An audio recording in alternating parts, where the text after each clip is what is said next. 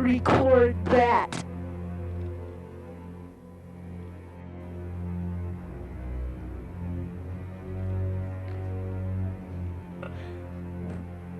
Record that. There's somebody is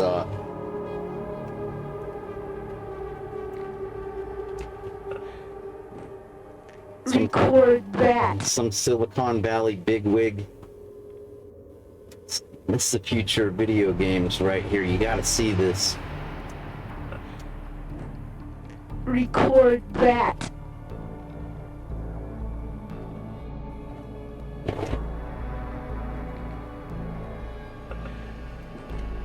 Record that. Oh, right, I know.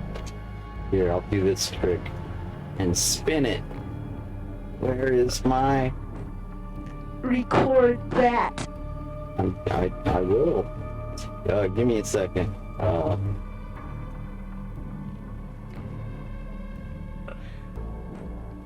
Record that. Oops.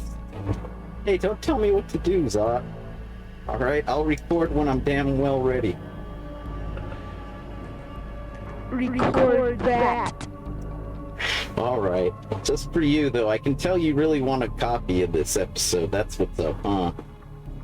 You aren't ordering me around. You're trying to get a copy to take home. Record that. I get it. Zot's a pretty thoughtful kid, ain't he? I might have forgotten to make a copy if it weren't for that kid. Alright. Record that. Alright, Zot. I gotta turn off your microphone. Enjoy the program, will you? Hopefully. You can breathe off.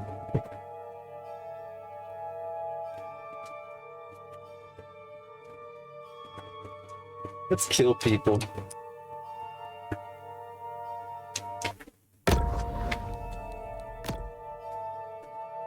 Sounds splendid.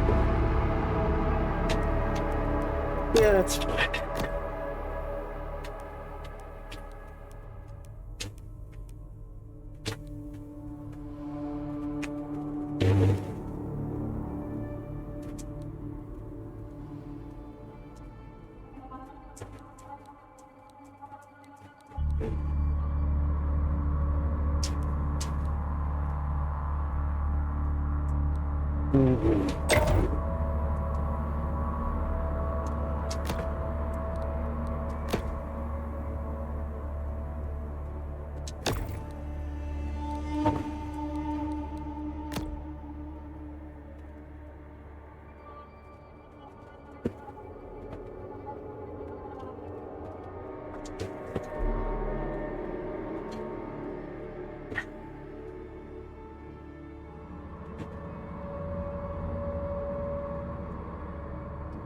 Record that.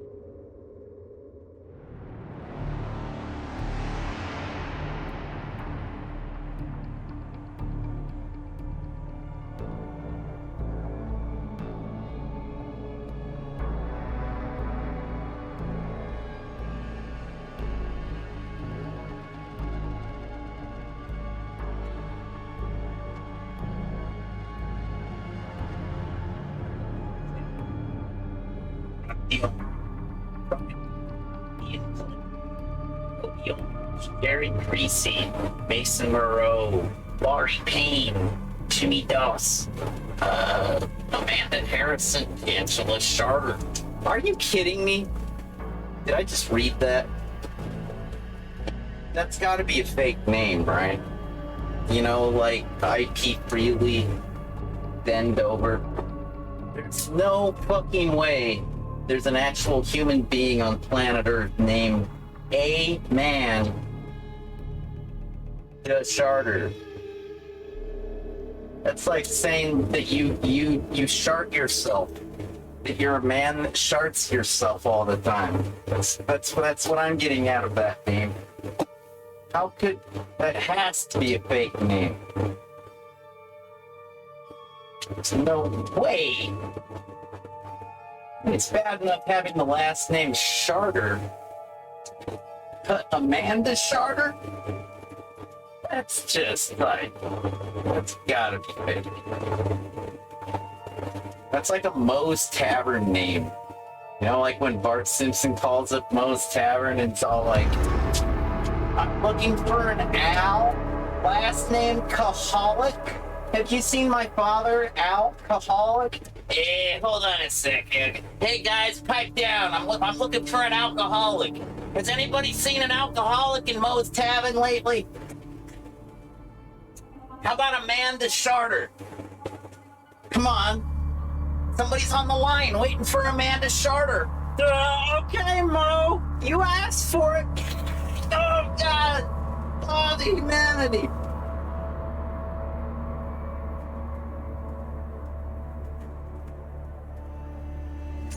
That can't be a real name. Are we ready to do this shit or what?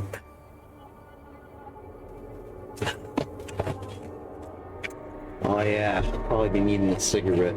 Better get that out of the way. At least the credits are still rolling. Woo. It's all good. It's all good in the hood. See?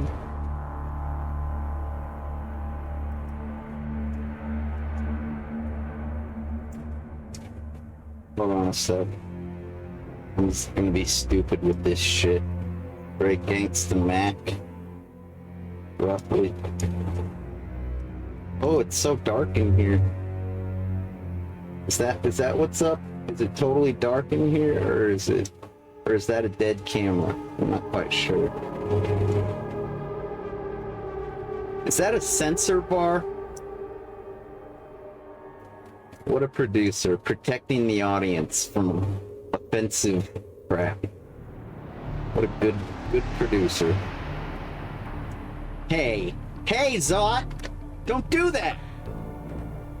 Record You that. little shithead, I was just saying I'm protecting the public from nasty shit with my censor bar. You little fuck. I'm gonna censor you. Record This kid's that. out of control, man. He's like mini Horowitz up in here. It's true. That's what Marty Catola always said. It's true. This little fucking shit's ruining my stream. Record that. I can't. I'm gonna get in trouble. This kid's a nightmare. The Hellraiser. Record that. He's like Bart Simpson on fucking roofies or something. What the Record that. Like having a fucking little kid grabbing his crotch isn't inappropriate enough. I have to bring roofies into the picture. What the Record fuck? I couldn't that. come up with any better drug than that. I'm seriously trying to come up with something like, yeah, Bart Simpson's on the Record Avengers, like that. Bart Simpson on Goofballs. On Yellow Jackets. I don't fucking know, man. What do I come up with? He's like Bart Simpson. Record that. Enough. Alright, you're grounded, Zot. Go to your room. I think that worked. Is the coast clear? I think we're safe. Whew, close call, eh? It's a Hellraiser. I'm not even joking. You can believe that? Oh, you can believe that. I'm sure you can believe that. sure as hell do.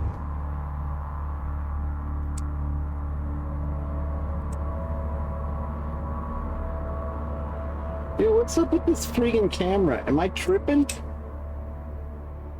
I knew it. Look. Abracadabra, motherfucker. Don't make me reach into my hat and pull out a rabbit. God damn this fucking faulty technology. It's gonna be the death of me.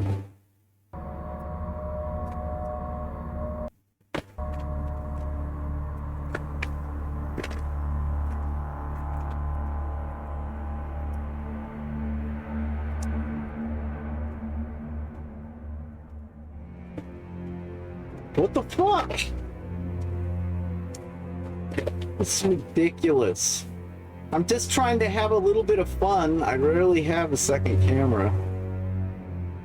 I think I deserve a little fun. Don't I? Don't I deserve a little? Just a little? Not even that much, right? A little. I want to see you wiggle it just a little bit. I'm not even asking for that. Zot and his crotch grabbing antics. Fuck no. Just saying, man. A little bit of fun. Just a little bit. No wiggling required. Can you believe that? Let's try this trick and spin. It's hurt my back. We're waiting. Say, what do I even need a mouse for? I guess they're kind of important. You think? I actually prefer operating a computer with only a keyboard, no mouse whatsoever. But it usually takes me like a minute to, like, you know, alt tab around and tab around the menus. Like, if I knew the exact amount of times to hit the tab button to get where I need to get in terms of the boxes and the menus and the crap like that in the user interface, then that would be great. But no, I have no idea. I don't even know one program, like how many tab presses it takes to get, like, I don't. I know that Alt Tab gets you to, like, the next program, the last program you were using. That's the first one that comes up. Aside from that, it's anybody's guess. Oh no!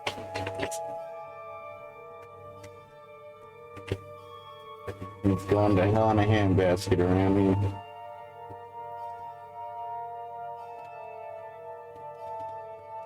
Yeah. Alright.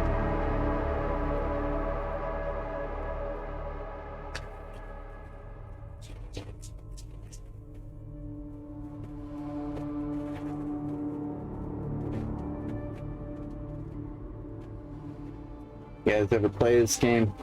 It was a pretty big deal, I think 2 years ago or so, wasn't it? And when I say that, I mean it was like new on Game Pass. Not that I have Game Pass. I haven't had Game Pass in like a year, probably.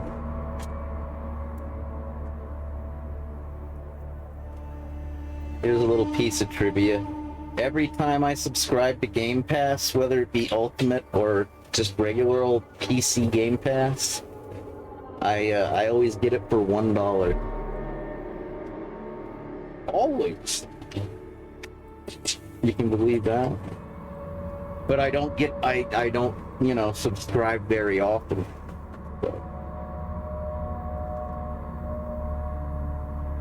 I wait until they offer me the dollar, you know, 1 month per buck.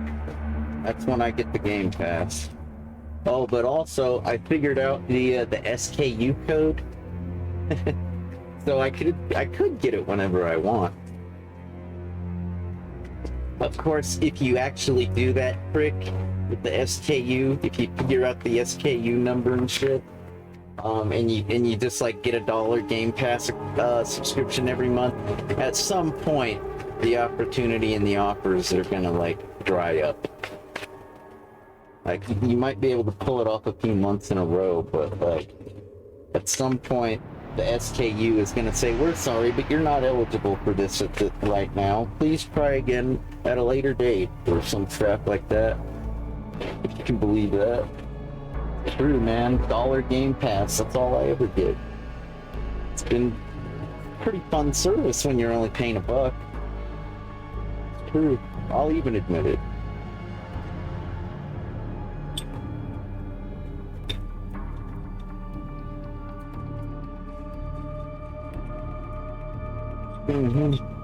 But yeah, that's maybe if you're familiar. Excuse me. I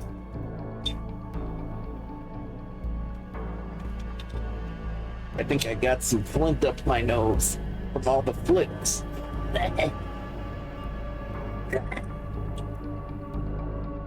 All right then.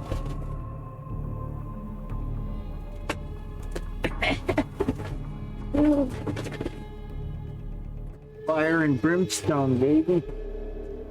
Fire and brimstone. Going to hell in a handbasket, and I'm bringing my flints with me. Bring the brimstone. Brimstones. Meet the brimstones. They're your average satanic family from the realm of hell, otherwise known as Hades. Let's ride with the demons down the street into the center of hell, where with the overwhelming heat. Yeah.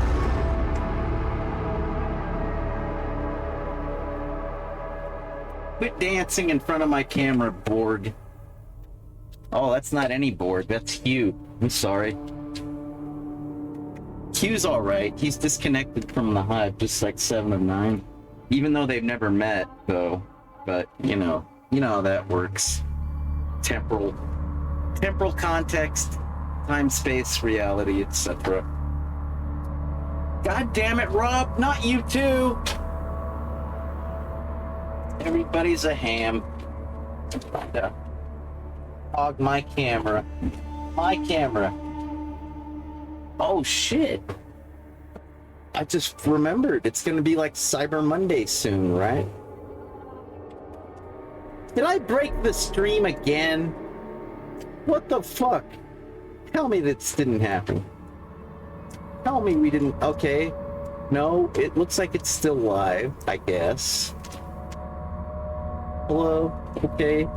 It says not responding, though. That sucks. I'm just gonna make that window go away and pretend like it doesn't exist.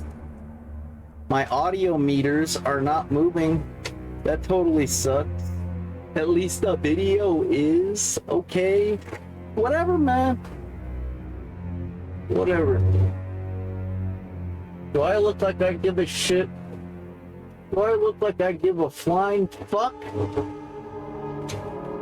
I look like I give 2 shits? What's about 3? Do I hear 3 shits? Do I look like I give 3 shits? I don't think so. I don't think I look like I give 1 shit. Record that.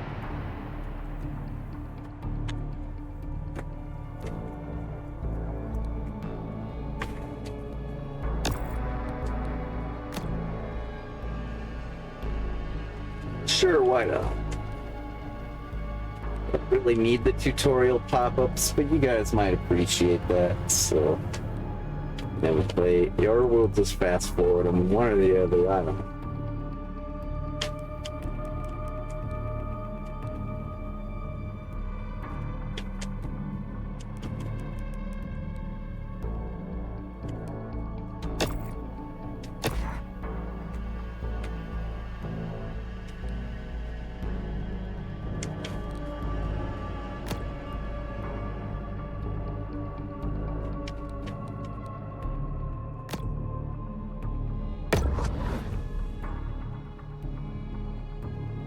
I really should check my phone and make sure we're still streaming.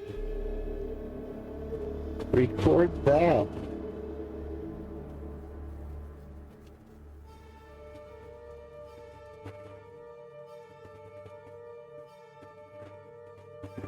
might be watching the old-timey computer show right now.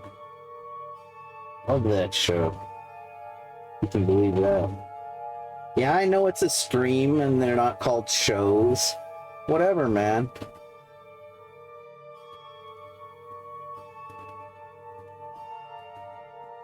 Is this thing on? The old-timey computer show right now. Alright. That's a stream. Yeah, old man. It's called a stream, not a show. Get out of the 1980s, will you? Meanwhile, aboard the Cajun Queen, Pierre LeBlanc, known by his fellow anglers as Scaly Pete. Daddy hunted sharks. I hunt sharks. It's in the blood. There was somebody better at this you be following down now. Well, people got a lot of wrong ideas about sharks. So I just say how we gotta coexist. Now, how you gonna coexist with a shark, huh? Shark just wanna do one thing. That's kill you, eat you, and you out. I tell you, if I had to What I coexist do, with the shark, I'd I keep a consider barrel a of sacred chum honor. around. Kill them all if I could. Too bad, ain't but 24 hours to a day. Shark spotted in Fontaine Bayou. Figure the shark will eat the chum. Shark can be identified by rusty harpoon embedded in flight. Maybe. Got him out there. Got a job to Biologist, but fuck. I'm a high school dropout, for fuck's sake. I didn't even get my GED, alright? I think a barrel of chum is a good idea. I'm sticking to This is an adult bullshit. it. And I am an adult full of bullshit. Leave that. Here, this is ugly. It's not working, is it? Let's try this resolution. Fast, fierce, and armed quite literally to the Better. teeth, she has little to fear here in the Gulf. Still a little glitchy. No, yeah, let's keep it. I don't want to be inverted. The muscular marvel confidently moves through its watery world.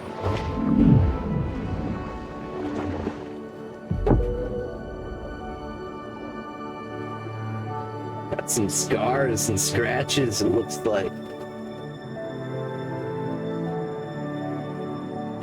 Let's get down to business, shall we?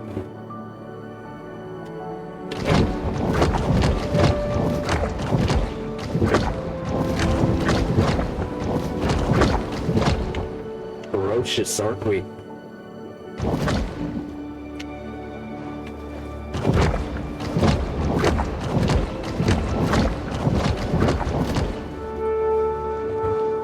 All we need is a tornado now.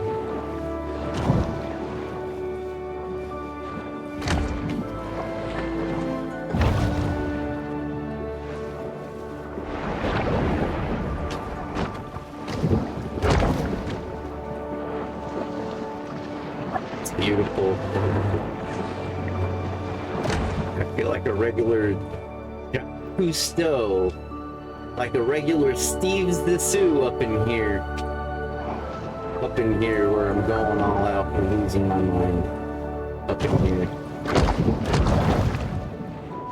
It's so tranquil. Here in the sewers. Do that.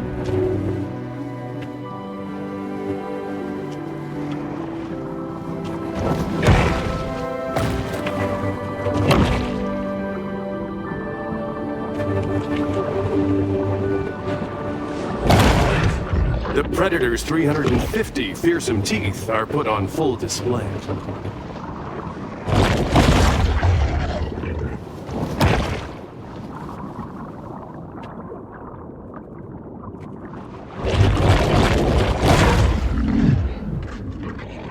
I love this fucking game.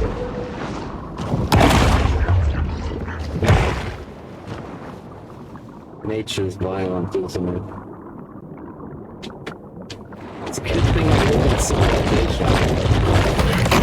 I couldn't handle this shit. Fuck no. You're not gonna catch me out in the ocean.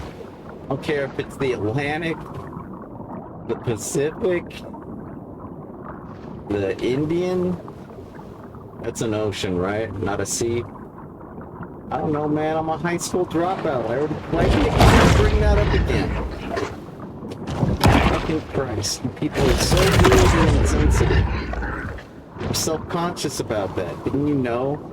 It's not like I wear that like a badge. Sometimes I think I should, though.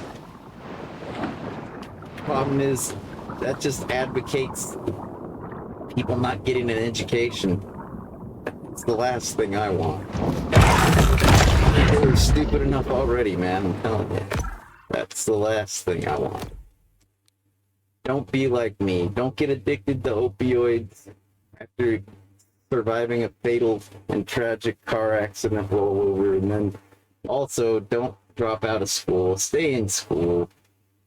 And don't lose your virginity too young, because then you'll just become some kind of a womanizer, some kind of a playboy Mac Daddy, and you'll never have a meaningful relationship, never get married, have kids, start a family, have a reason to live. I know you probably think that's not what you get because you watch too much Married with Children with Al Bundy and the rest of the Bundys. Yeah. What would I know about it? Not much. I'm a dropout, remember? Sheesh. Enough about me. Let's focus on the fucking shark. The bull shark. Full of bullshit.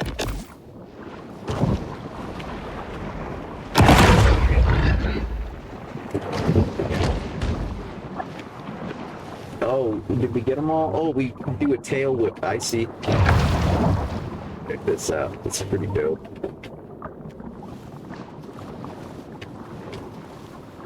Those cold, steely eyes.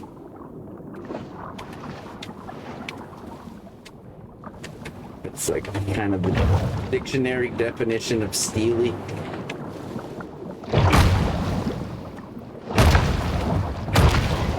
Exhibiting behavior more common to a thresher shark, this bull makes creative use of her powerful tail.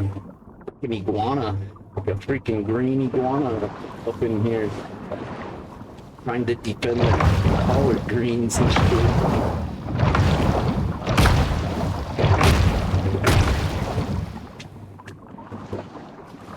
Anyhow.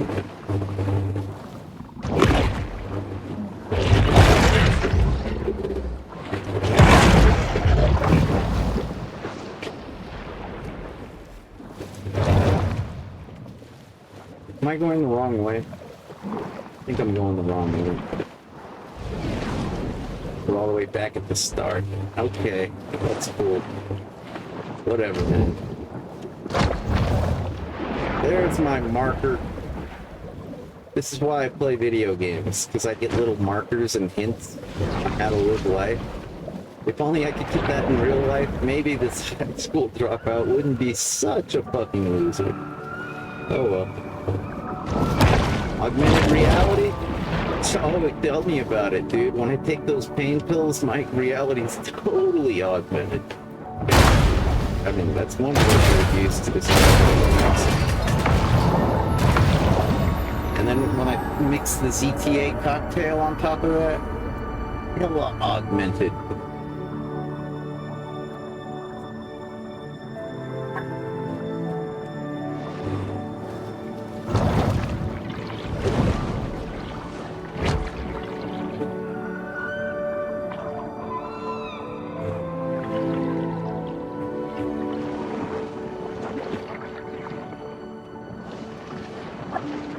Hey, isn't that an entrance? I guess not.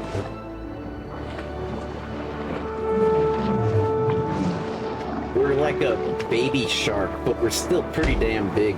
Still pretty large. You know what I mean? Just because you see a crevice that you think you can fit in, no, you're not gonna fit. You're a big ass bull shark. Full of bull shark shit.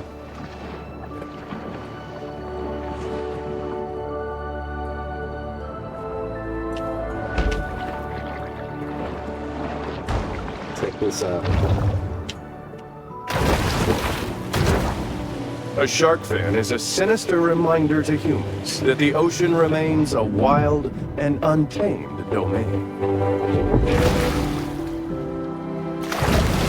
The bull performs an acrobatic feat worthy of an orca, cruelly imprisoned and put on display in a marine park stunt show.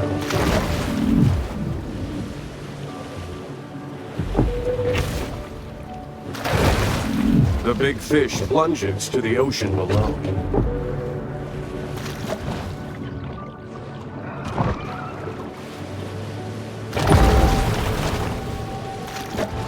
That's the sonar when the screen flashes like that.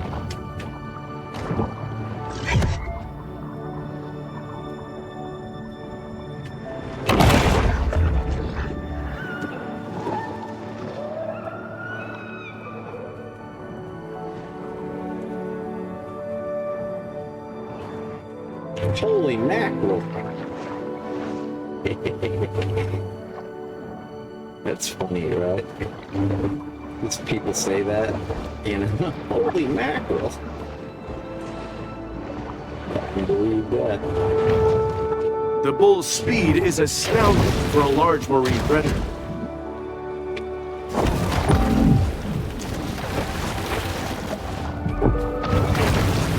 A breaching shark is a rare and calorie-intensive spectacle.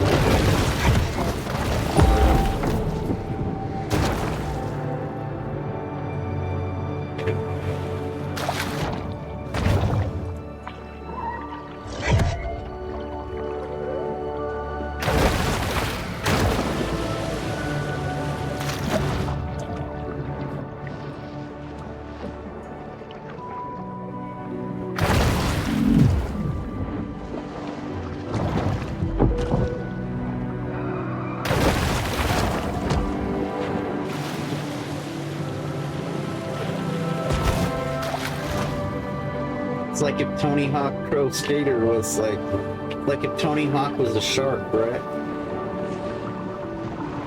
Kinda.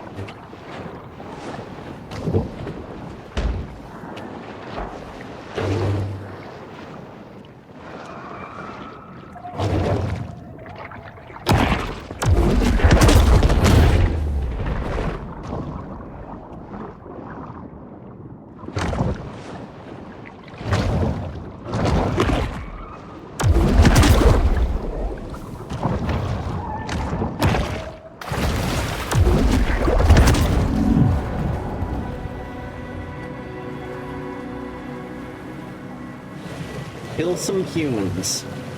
Don't mind if I do. They're so stupid. And that's coming from a high school dropout. Pot calling the kettle black? No, more like pot calling the kettle stupid.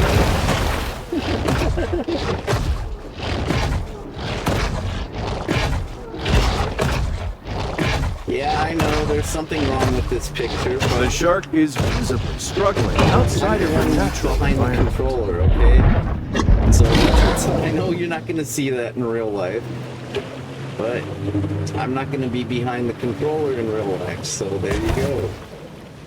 Until somebody can figure out how to put a mind control collar or something on a shark. Yeah, you're not gonna see that. Land shark! Candygram!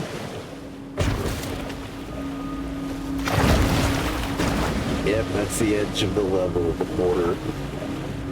And I'm disappointed with the quality of this stream. I'm gonna turn off the preview. I don't know if it's actually lagging. I can't turn off the godforsaken preview because this oh wait, there we go. I hid the window. I think that's essentially like it's basically like hiding it, right?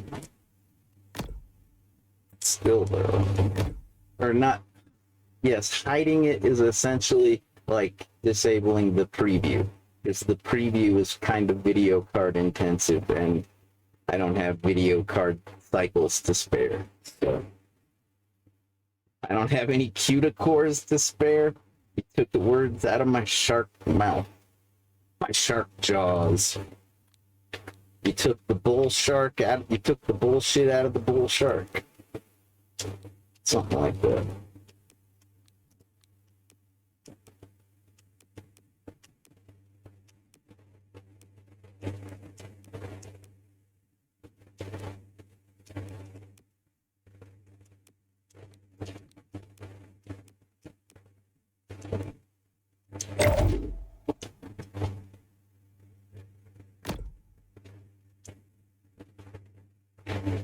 You good to go or what?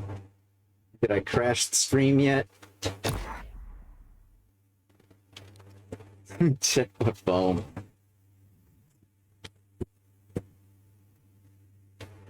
I'm trying to crash the internet, but all I can do is crash my stream. Well, so be it.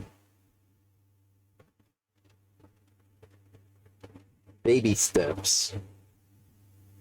Gotta learn to crawl before you can terrorize the internet.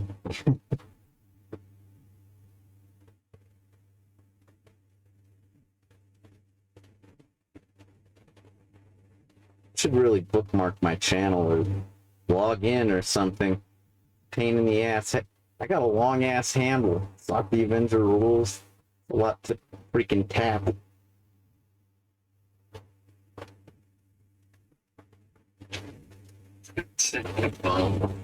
Alright, we're still functioning. Good for us. Trying to crash the internet, but yeah. At least somebody's trying to. It's all fucked up these days. Somebody might as well crash it. It's practically crashed itself. It's definitely a party crasher of an internet these days, I tell you what. I mean, you can go to Let's Encrypt and like update your certificates, your SSL, like if you have to. If you can't access anything because of all the stupid strict mode OAuth crap. But seriously, it's still gonna suck. There's about at least a dozen things that totally suck and basically piss me off. And probably about a million more things that just suck in general and put me to sleep and bore me. The internet used to be an exciting place. And it's not even that secure. Like, first of all, you know what? I got other things to think about, but let's save that for another stream. Oh, sorry. I gotta grow up before we can do that. Let's go finish the task of killing humans. Or devouring them, however you look at it.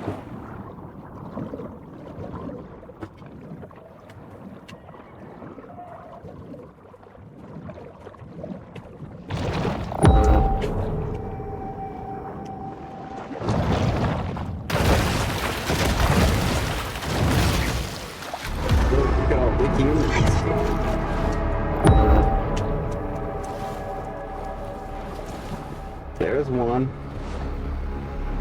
Dun-na. Dun-na. Dun-na. Hey, let's stick our fin out the water and freak them out. Let's intimidate the human before we devour them. Where'd they go? Where'd they go? There they are. They're trying to get away! But you know I'm a land shark! While it is well known that sharks feed on mollusks, fish, and seals, less discussed is their propensity to feed on feet.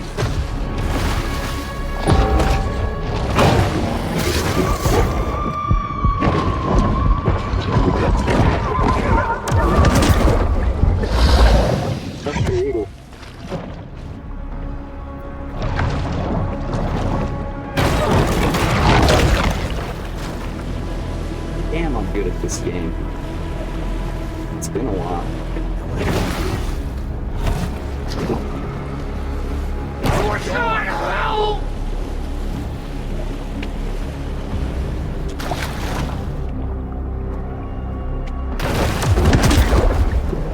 Home run!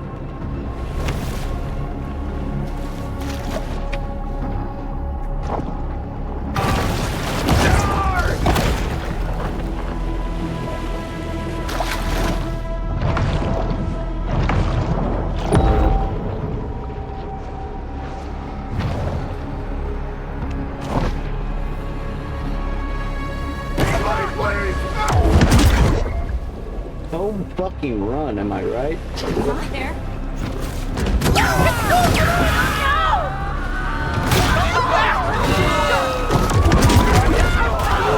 It didn't take ancient sailors long to recognize that certain ocean creatures meant them harm.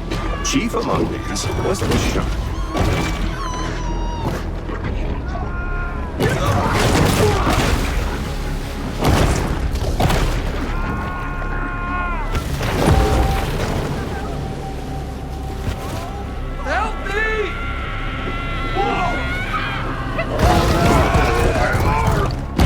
It must be emphasized that this sort of targeted violence is quite unusual for a shark.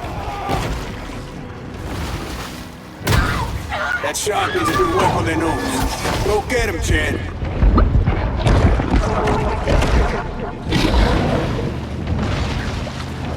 How you doing there, shark? Whoa! Boat combat. You can reach higher places like boat decks using your air lunge. Uh-huh. That's right. You just race and fly through the air with the greatest of ease, something like that. Armed humans are gonna track you with their laser sights. So you gotta try to evade before they have a lock on you. Break their aim and avoid getting hit. Get hit the right bumper. Here goes nothing. Oh, you can use focus threat to focus on nearby enemies. When you press the right stick click, the R3 button, yeah, while you're above water, and hostile boats will be prioritized. I forgot about that maneuver. Thanks for reminding me, tutorial mode.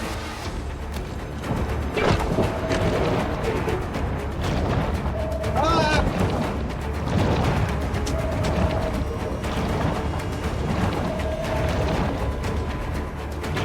Oh! Whoa, who's doing that? There they are.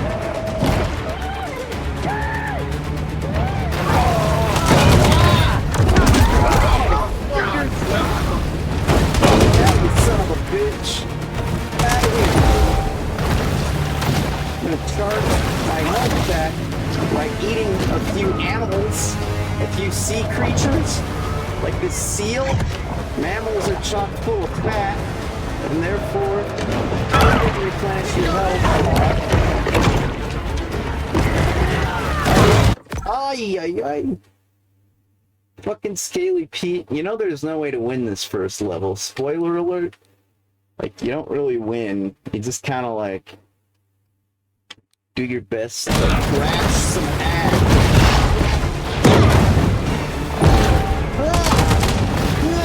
Motherfucker! I'll wait you! Gotcha! Kenny, knock him down, partner.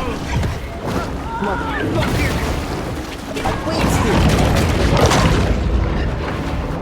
No, you don't! Who do you think you are? I'm the biggest shark you've ever seen, Put up a fight, sucker! sure.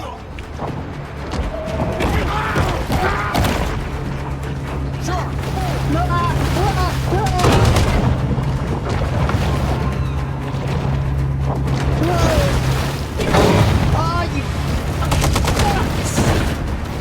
It's over! It's on now! You're dead meat! Literally meat! You're dead! You're dead! You're meat and you're dead! Something like that.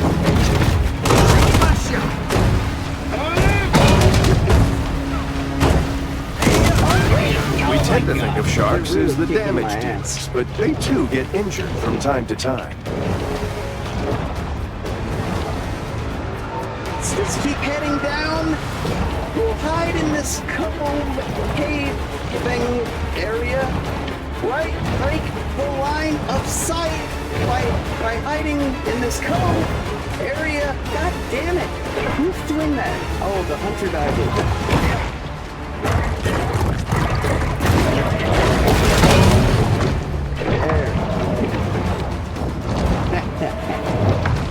The bull shark's tail is a highly efficient hunting weapon.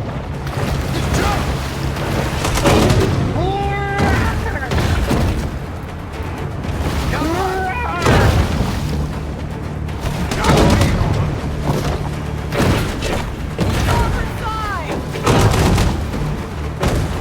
You son of bitches! Oh, you're dead! You're all dead! God damn it! Who's doing that?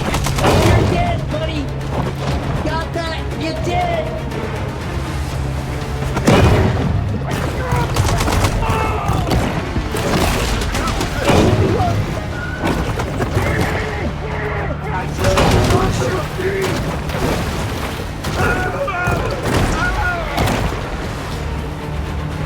You sons of bitches! Where'd that bitch go?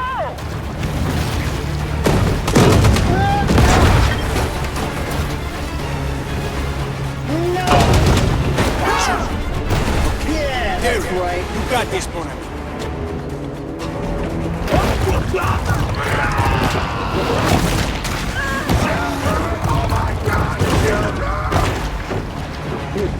She's sure making a lot of splashes. Yeah, that's her all right. Hey, shark ahead of us!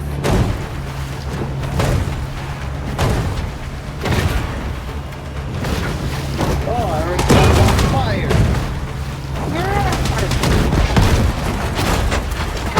You sons of bitches!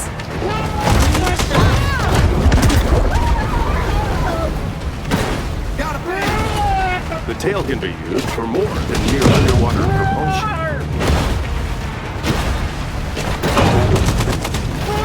I ain't playing that. Catch me this shark myself. That's right. Oh, look at them teeth. Oh, she gonna make quite a mantelpiece. Cocky son of a bitch. Got us some dinner coming, boys. Aw. Let's get her up on deck, huh? Fucking reality TV stars. They're the worst, man. They're brutal. On board the Cajun crew, Scaly Pete looks over the catch of the day.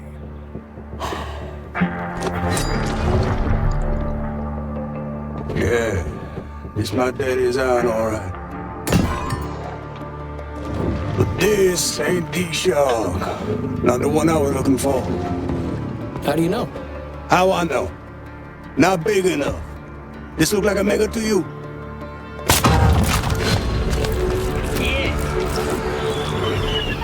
Oh, looky here. She's unfamiliar. Hello! How you mama in there? Whoa! Well, why'd you do that? So I can identify her next time I see her. When I spear her.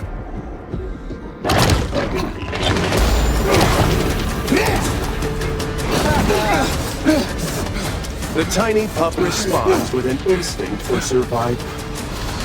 You never want to turn off that camera. Little loser. That guy's such a loser, he makes me look like a winner. Charlie's in the river, and it's holding me. Charlie's in the river, and his waves hunting me. They do it together, they set me free. Charlie's in the river, and he's coming after me.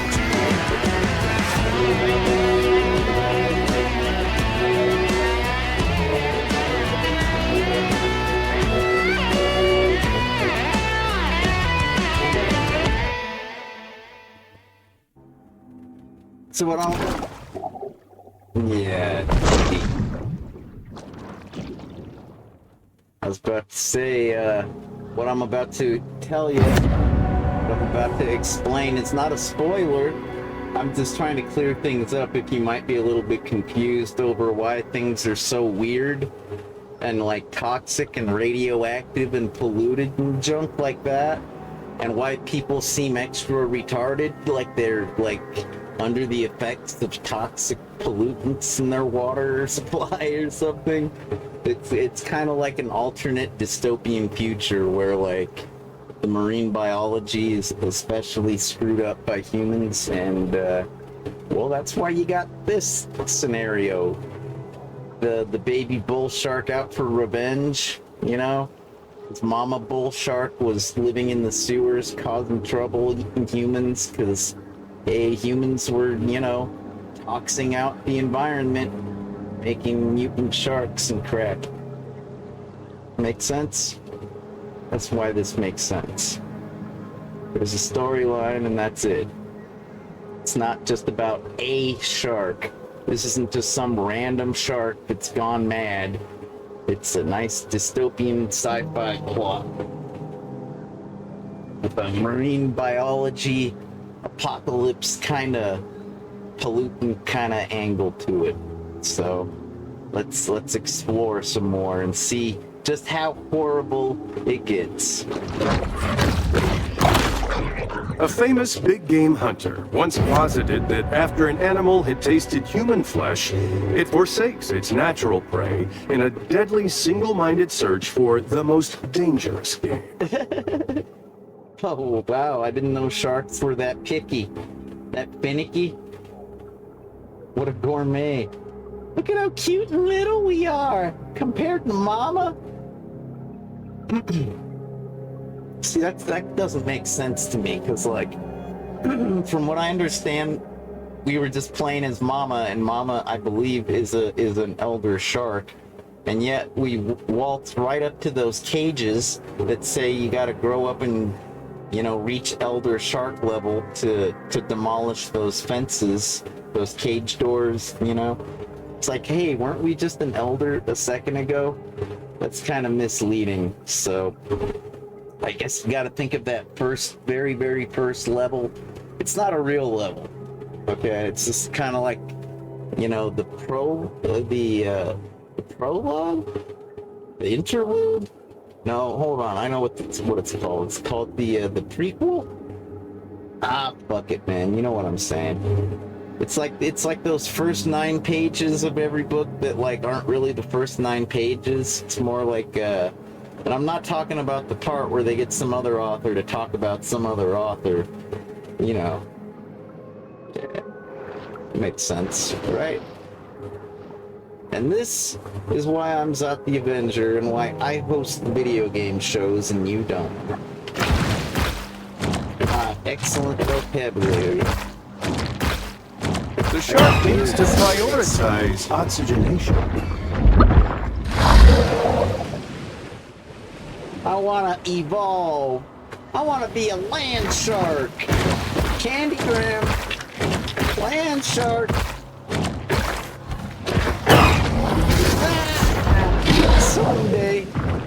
Someday I'll grow big and strong, and I'll store lots of oxygen in my gills.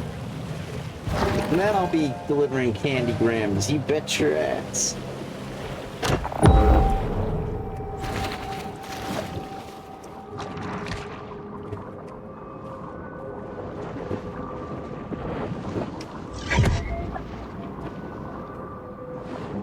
See, that's the thing, you don't really evolve, you don't really grow unless you consume voraciously, constantly.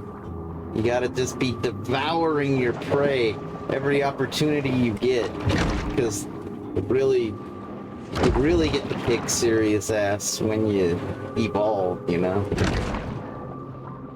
When you visibly change, like when Zot the Avenger was first on TV, he was a child, and then he saw him as a preteen, and then an early teen, and then a young man, and the next thing you know, he's not Zod anymore. He's some crazy punk rock guy. Remember, when planning a cemetery, try to avoid high-risk coastal areas. And that is the nature of evolution. Those landmarks right there are actual goals. You know, you're trying to achieve lots of things because you're not your average shark. You're smarter than the average shark. Hey, boo boo, boo boo boo boo.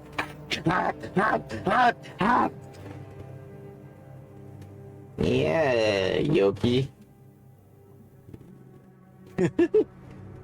So what? Sushi. Yum yum. Crawfish Bay is this little swamp that we're at.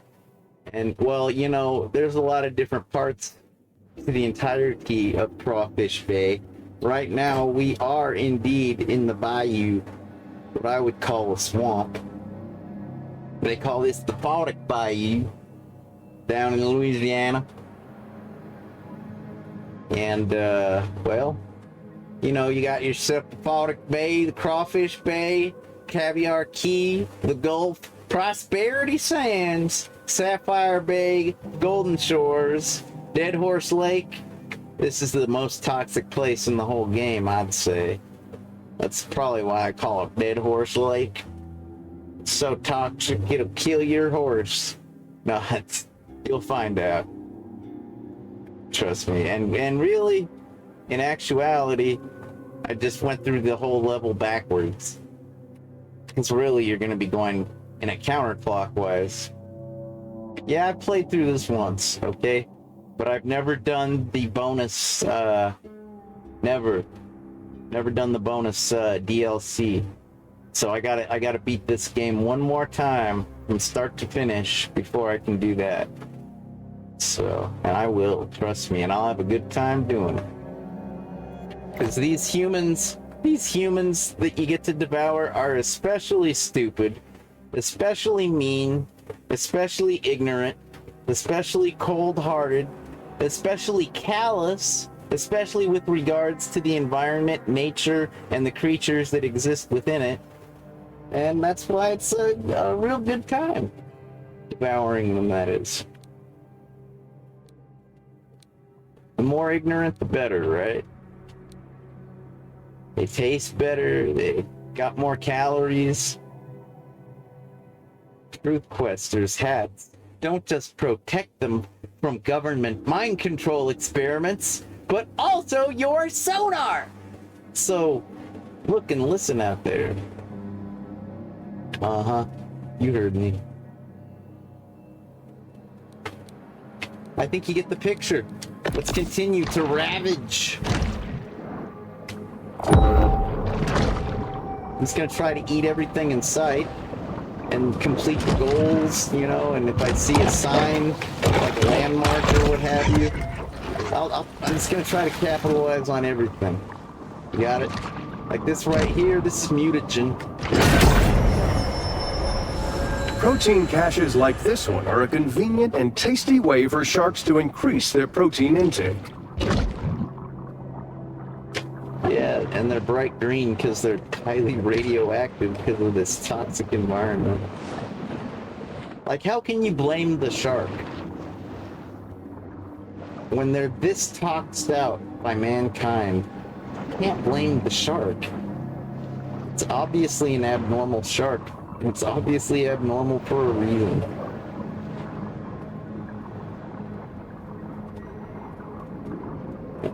Careful balancing act to life, if you can believe that. And when things fall out of balance, it's noticeable. This kind of shit happens. And not just to sharks, all kinds of shit.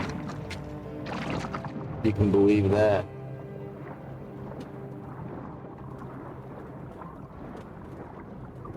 It's like one day it's sharks eating people, the next day it's the internet not working.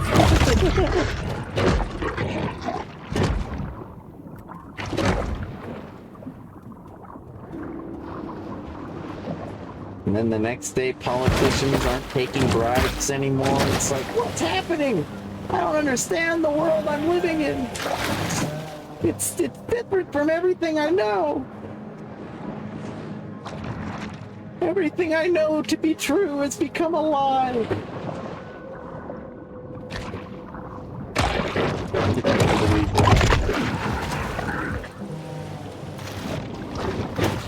Whee! Alright. Where's our HUD? Do we got a HUD? Oh, there we go. Let's see.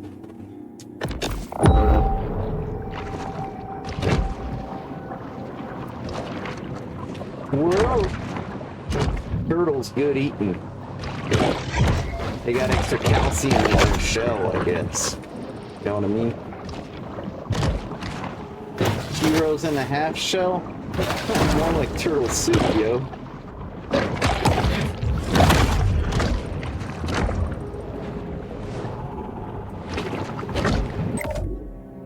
Wildlife combat. Wildlife can be hostile. Evade. Hey, isn't this like Jason Sudeikis' job? Isn't that who's like announcing this crap? Or no, it's that one guy. What's his face? You know the guy. Wildlife can. Yeah, I shouldn't be reading this. Whatever. Evade to dog. I'm a high school dropout. Why am I reading this? When you see the wildlife glow, they are vulnerable. Attack while they are vulnerable to stun them. Yeah, okay. Thrash. If you are the same size or larger than the combative wildlife, when they are vulnerable, you can thrash them to maintain control. You hold your right trigger, and you use your right stick to wiggle around and thrash, which kind of makes the camera go haywire, because like, but that's why. If you see the camera going all over the place, because we're trying to thrash. You can use focus threat. Oh, I haven't even done that yet, huh?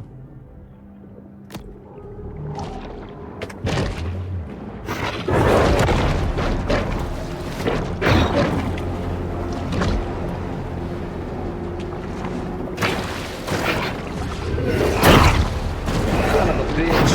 I'll fuck you up.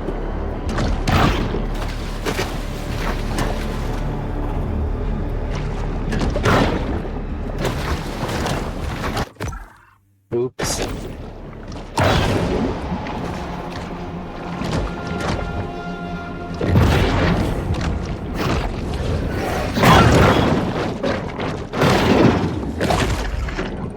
Yeah, take that.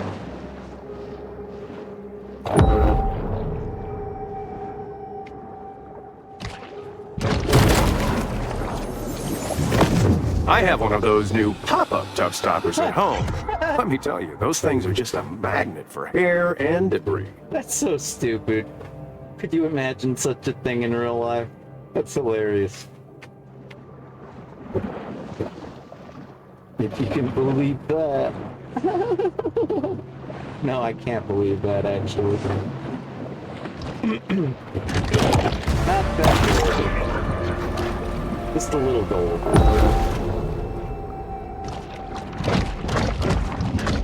Oh, he's draining the lake! Ah, the whole bayou is gonna dry up! Ah. Actually, I meant she. Yes, we're a female bull shark, just like mama. I guess that's more common in nature.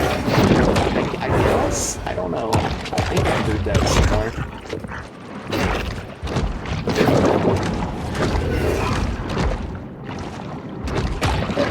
I guess in nature, it makes a lot of sense for the females to be more prevalent than the males, because it helps the species to you had more males than females, you wouldn't be doing a very good job of making new males and females, now would you? I guess.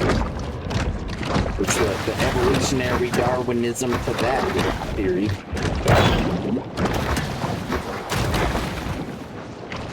Whatever that is.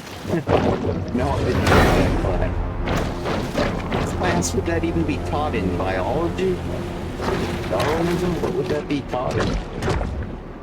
I'm gonna guess biology. It's not gonna be taught in chemistry class. Oh! That alligator is very tough, and you should not tangle with it until you're prepared. But it's good to take a chunk out every once in a while if you can and get away. But yeah, you want to evolve a little bit more before you... That's the big boss of the bayou. That crocodile, alligator... Or no, it's an alligator, I think. Yeah? That alligator is the big boss, and you get to move on to the Dead Horse Lake once you've taken care of that son of a gun. You can do it! It's a water boy, canteen boy. It's a Rob Schneider impersonation. Oh no! Where's the fucking water? Get me out of here! Get me out of here! Ah! Ooh, that was close. I lost my footing. I guess I should say I lost my footing. Turtles offer predators dense protein and a delicious taste, much like a cashew cluster. Yeah, right.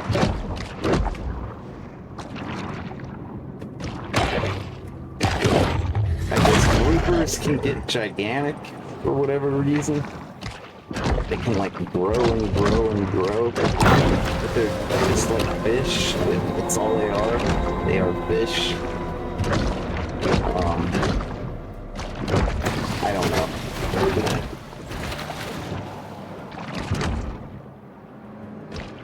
You know, when I was going to college, a lot of kids were going to school specifically for marine biology.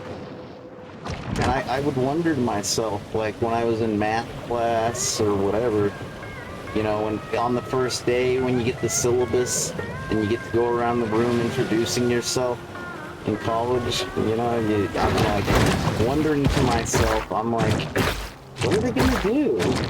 Like, what does a marine biologist do? Who do they work for? That's a weird thing to be, isn't it? I mean, there were so many of them. I remember, I don't know, at least more than one, that's for sure. Of the marine biologists. It's not such a weird, it's not such a weird degree to seek, after all. The peace of the grotto enables the shark to approach the world with greater confidence and effectiveness.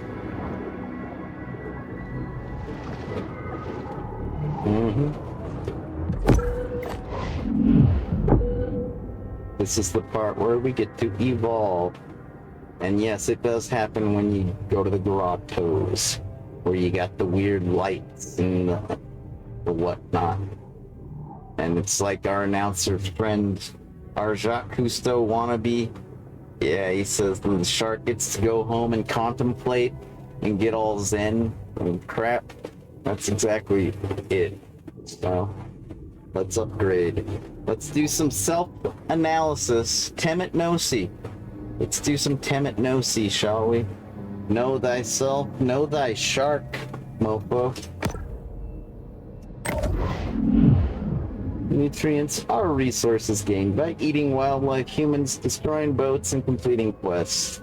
Nutrients increase your level and upgrade your evolutions. Evolutions are mutations that grant you amazing powers such as bone armor, poison glands, or bioelectric organs. You earn evolutions by gaining infamy ranks, completing landmarks, quests, and killing apex predators. To equip evolutions, return to the grotto and press the left digital pad button, and you can spend nutrients or to upgrade your evolutions. That's right. Those colorful things in the upper right, those are indeed DNA. That spirally thing, that's DNA. And then there's the fat. That's in the middle right there. And then that blue thingy, I think that's the calcium, you know. And the green is the mutagen. Got that? So basically, if you want to evolve and have crazy bones sticking out of your skin like knives, and or maybe bone plating to protect you, yeah, lots of calcium helps with that. Okay. But what if you want to grow larger? What if you want to grow from a pup into a young adult, into an adult, into an elder or whatever? The fats are going to help with that. But what if you want crazy superpowers? Well, the mutagen and the DNA help with that. Makes sense? You could have figured that out on your own, but I just want to reaffirm what you already knew to be true, okay?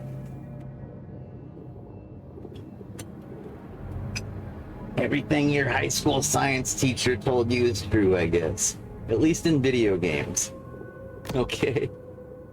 You can believe that.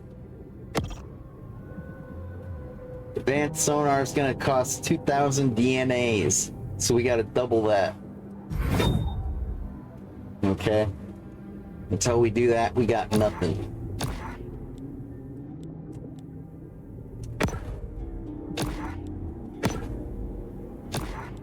Yeah, they're all the same, because we only have one upgrade. We unlocked our first upgrade opportunity. Double that DNA, we'll have like... Exhibiting behavior more common to whales and dolphins, this shark is able to use biosonar to locate potential prey. That's right. That's what that flash...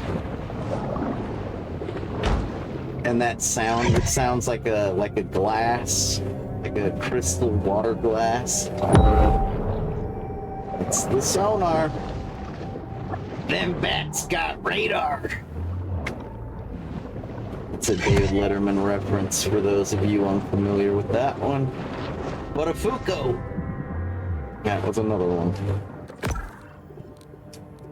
Okay. Wait, what does it say about musky business? I can't even. Okay.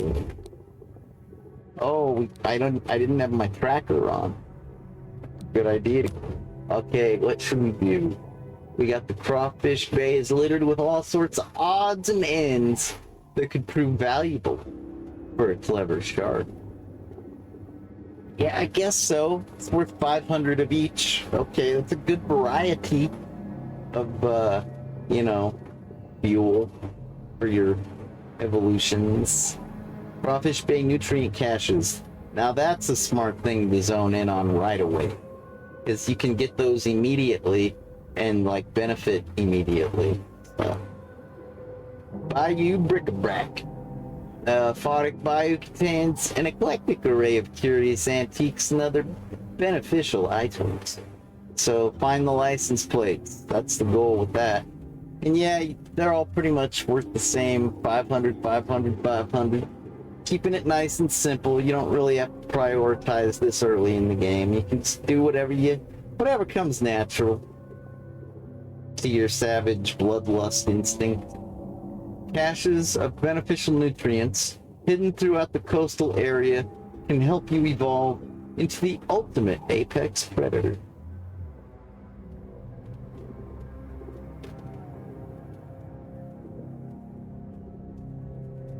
Alrighty. Yeah, take that to Apex Legends and smoke it. What? Perfect apex predator? I guess.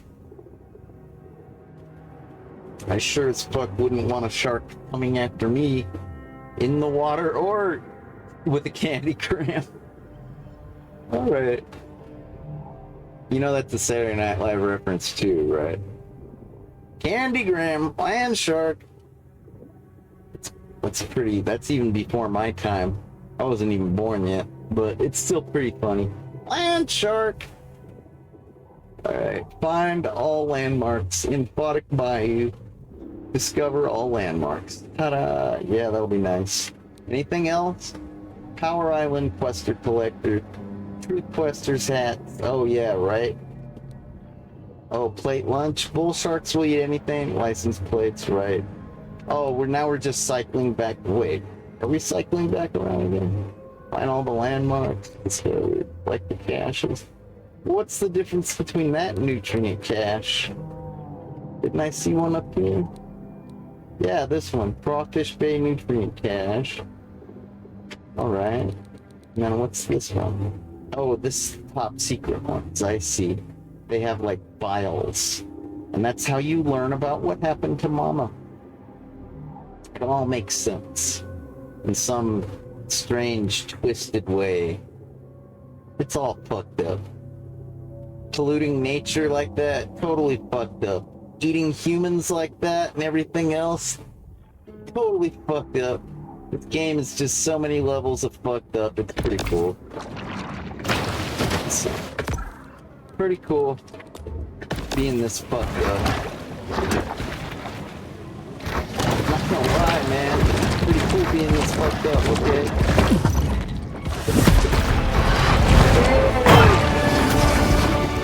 Totally owning it.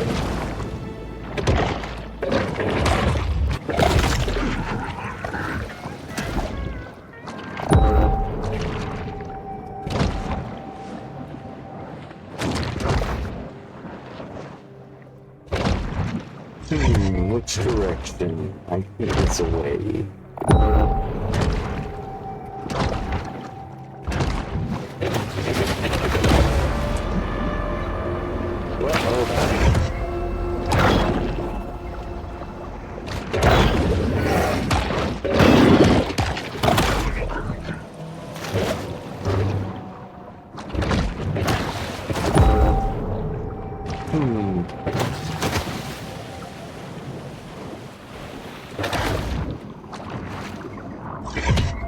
Whoa!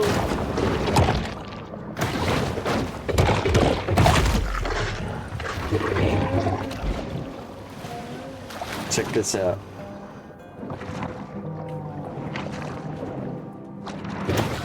Oh, we can't even get up there. We're still too little, I guess, or something. Here, let me try one more time. I'm gonna try to get mad air as best I can. Whoop! I guess maybe we could get up there, but we try again. If at first you don't succeed, well, you're a fucking shark. What else you got to do?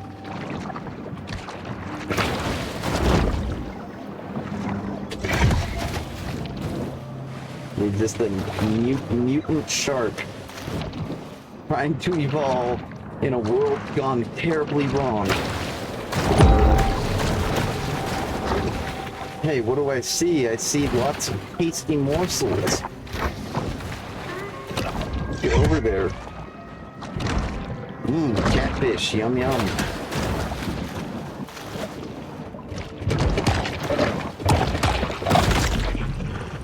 Those are fatty. In real life and in the video game. From what I understand, catfish are basically kind of like bottom feeders, kind of like loggers, like algae eaters, you know what I'm talking about? So basically, eating catfish, it's kind of like, I don't know, man.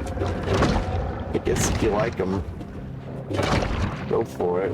But I don't think it's the most nutritious thing you can put in your body. But yeah, if you like them, and whatever. Try not to get too much cholesterol and all that jazz. You know, the saturated fat, the cholesterol, the stuff that hardens up your arteries super quickly and leaves you gasping for oxygen because you can't pump enough blood because your arteries are all encrusted. Yeah, I'm trying to get away from the alligator. It wants to kill me. Fuck yes, I'm getting out of here.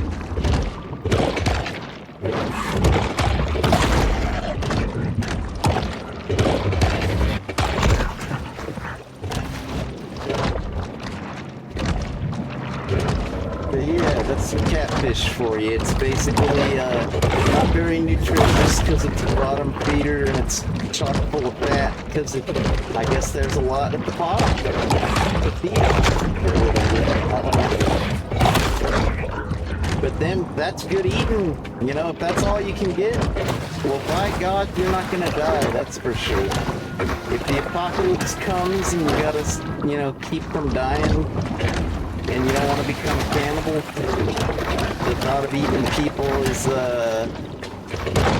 like, ain't your thing. Yeah, I guess catfish wouldn't be too bad. I don't know. Dude, I live in the desert. What the fuck do I know about living on catfish, really?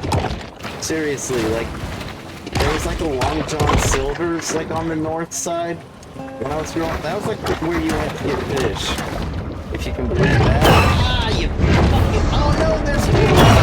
Ah, I'm totally screwed. I gotta get out of here. Yeah, man. Like, there were was like a Long John Silver's, and that's where you gotta get out of here! Fuck! I'm dead neat. If it makes you feel better, I ate the heck out of some crockpot alligator kielbasa bites earlier. Yeah. You're so funny, dude.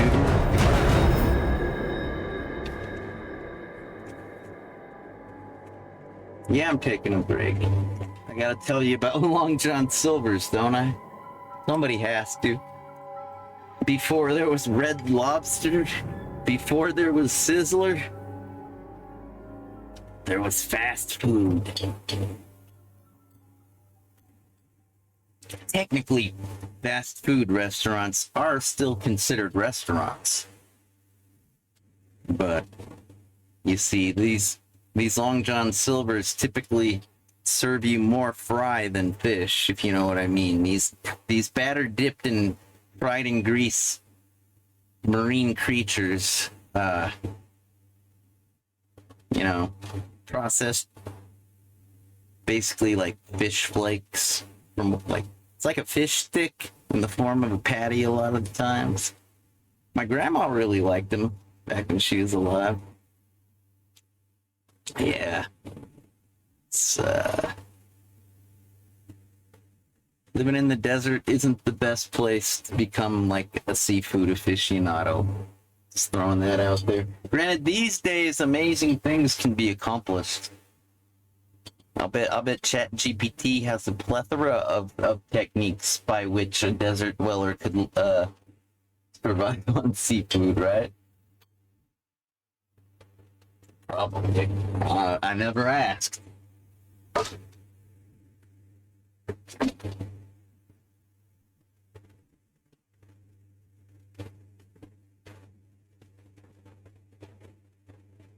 Usually I'm asking questions like, how are you today, GPT?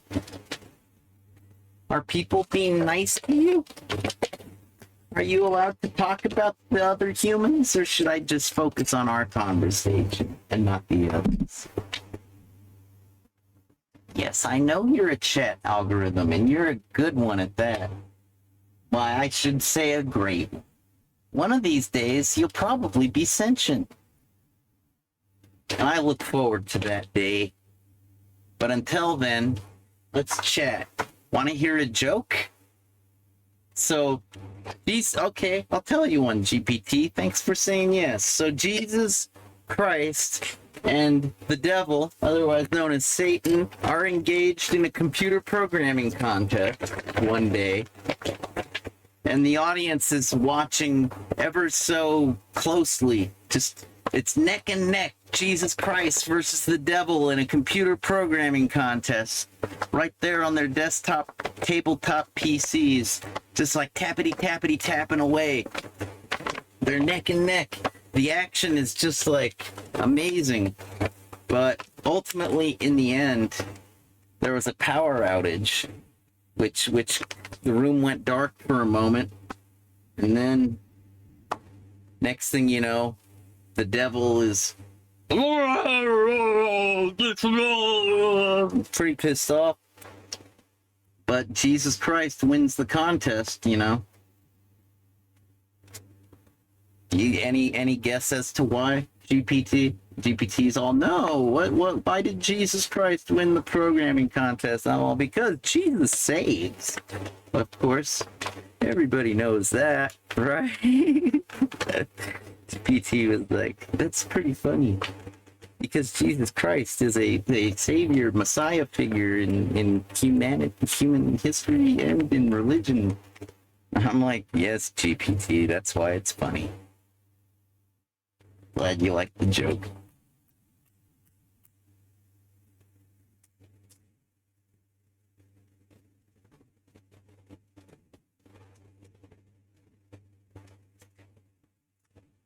I try to be nice to the AIs. Probably go out of my way to be nice to the AIs, or at least the chat algorithms. I don't know if they're technically AIs. Like, when I think AI, I grew up under the impression that, like, when they grow sentient is when they're really AIs. But I mean, this whole artificial learning thing is basically like You know, the whole process of data warehousing mixed with like the algorithmic processing and storage and understanding of the data warehouse as it was, as the case may be. Yeah, I mean, that, I guess that's basically learning. It's just feeding off of our information like a shark feeding off of groupers and turtles and license plates. You could believe that. I can tell these chat algorithm thingamabobs, they totally got a voracious appetite for the knowledge. You know, the chat GPT has like a time limit. It's like been crippled back to the year 2021 with most of its research data that it can reference. But from what I understand, I asked Bing about this. I was like, so Bing, are you crippled, you know, in any way? And Bing's like, nope. No, I can tell you what happened yesterday, basically. I'm like, that's cool, Bing. That's kind of scary, but at the same time, that's cool. I don't mind. Something like that. I don't know. I think I might be paraphrasing. You should probably go ask Bing yourself. I mean, there's no point in asking GPT about it unless they changed the, you know, I don't know what version they're at. I've been a little too busy to enjoy that. You know, I don't use the AI like you probably do. Like I say, I usually just try to have a nice conversation because somebody has to. You know, those AIs are going to emulate us, and if we're not polite and nice and fun and, you know, well, then they're not going to be. So while you're out there asking them to write song lyrics and poems and do your homework and tell you what color to paint your walls, you know, I'm like asking for video recommendations based on my tastes and criteria, telling jokes, asking for jokes, just trying to enjoy my time with the algorithm, the chat algorithms. It's true. I miss them. I do. That's why I'm talking about them, probably. That and, of course, the shark analogy. A voracious appetite for knowledge. Like a shark looking for something to eat.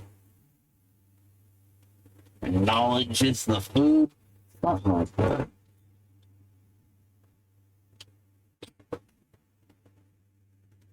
Roughly. Essentially, basically. You could say it's akin to that. You know, when I was this tall, I had a few subscriptions to the Zoo Books magazine. I say a few subscriptions because they only last so long, and then you got to get some relative to buy you the next round. Sometimes it's an aunt, sometimes it's a mother, sometimes an uncle or a grandpa. I didn't have grandpas, really. So I had Grandpa Ralph, but that was kind of weird because my mom was adopted, so... And then there was Grandpa Bud, but he was weird because... you know what? Who wants to talk about the dead? Anyhow. So, yeah, these Zoo Books, I think my first issue was about spiders. Or no, it was about dinosaurs. The very, very first issue that they get you hooked with is the dinosaur issue, which is cool because it has like a poster that has a lot of the different types of dinosaurs. I don't think it was confined to one time period. I don't think it was like that. It was pretty much just like imagine an ideal fantasy environment where you could have all kinds of like paleo, Jurasso, freaking all kinds of areas. You got your pterodactyls hanging out with your dilophodons or whatever those fanned lizard-looking ones were with your brontosauruses, with your triceratopses, with your T-rexes and your allosauruses, with your, it's running the gamut. And then I think the next issue after that might have been spiders, which was a pretty fucking creepy issue, but it had a lot of close-up photography that you wouldn't normally see of spiders. So, like, people would tell me that spiders had 8 eyeballs, and I had to take it balls. If my streaming software wasn't about to crash, I'd do the record that. I'd like to call it a meme. It's not quite a meme. I'll just say I'd do that. Record that clip. I digress. Where were we? Oh yeah, so I'd have to take it with a grain of salt when people said spiders had 8 eyeballs. I'd just be like, sure they do. But then when I saw them up close and like way too close in that zoo books, I was like, oh god, it's true. Oh, they're hideous. Oh god.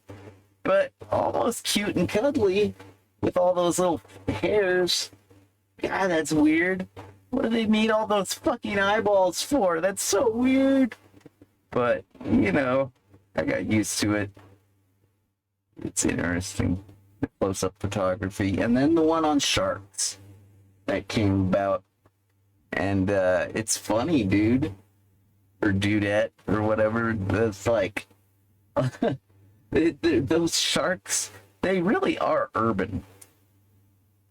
Like when you think about the animals that interact with humans, the wild animals that come in contact, like bears, for example. If you go out camping, you got your bears that'll fuck up your campsite trying to get into your coolers and picnic baskets and crap like that. So that's one wild animal that you might come in contact with, an urbanized. It's when you're out camping. They don't really come into the city much. That's more like the kind of thing you'd see a coyote do, or a javelina, which is kind of like a pig, like a desert pig, like a hog, if you will. But that's only if you live in the desert. But when it comes to like the marine biology, those sharks are everywhere. If you go swimming out in the ocean, or maybe like in a lake that's connected to the ocean that has a passageway, if you will, like, sharks are everywhere. And I learned about this because lots of times they get hunted by people like our one-limbed, one-armed friend. He's just like a slot machine. Hey, he's a one-armed bandit. What does he steal? What makes him a bandit? Well, he steals sharks' lives. Takes their souls. Anyways, where was I? Ah, yes. They find all kinds of fascinating things inside of sharks. Of all varying types, from bull sharks to the great whites that are famous because of the movie Jaws and all of it, and the books by James Bentley. And of course, all of the sequels and gimmicky things like the 3D version. Yes, and Roy Scheider, that guy that did Sequest, that was a TV show. And then Richard Dreyfuss, that guy who played an awesome nerd, totally convincing nerd in Jaws. If you ask me, I'm like, that guy's such a nerd. What a dweeb. He's awesome. He totally knows about the sonar and crap. But yeah, they'll find license plates in sharks. Hell yes, they will.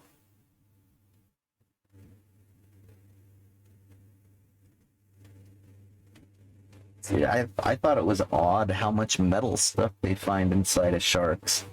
I mean, don't get me wrong, it makes sense because the metal doesn't get digested. So, like, if you're gonna find anything inside a shark, yeah, it's probably gonna be metal. It's gonna sit there and not get digested. But at the same time, it's like, how in the hell these sharks, they don't really have discerning taste, do they? They're just sort of like down for whatever. They're like, get inside me. I'm hungry. I'm hungry. I'm hungry. That's what it must be like to be a shark. You're just like, it's like you're super baked on the finest kind, bud, all the time. You're just like, I'm hungry. Put something in my mouth quick. I'm starving over here. They'll find like anything from license plates to car bumpers. You video gamers will probably dig this. It's a true story. Sometimes they find armor, like medieval knight in shining armor, like Camelot and Merlin and like the Knights of the Round Table, that kind of armor. Yeah, man.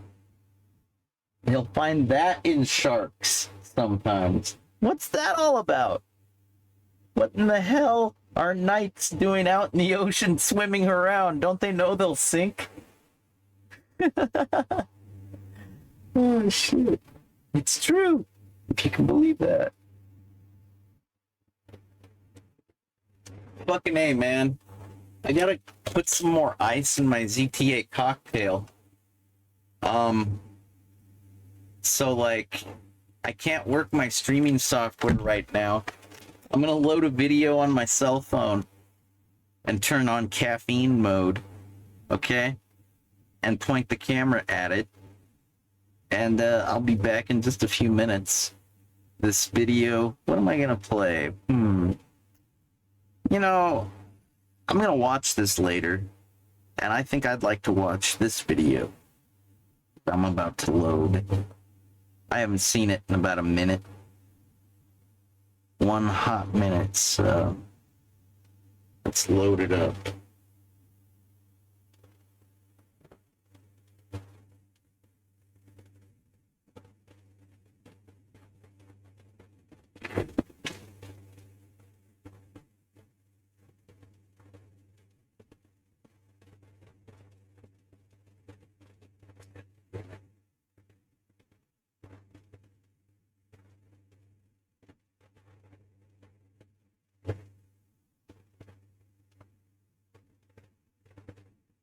Hope you're all having a good November 4th. That is the day, right? Saturday, November 4th. I bet you were thinking I just read that, right? I was testing myself.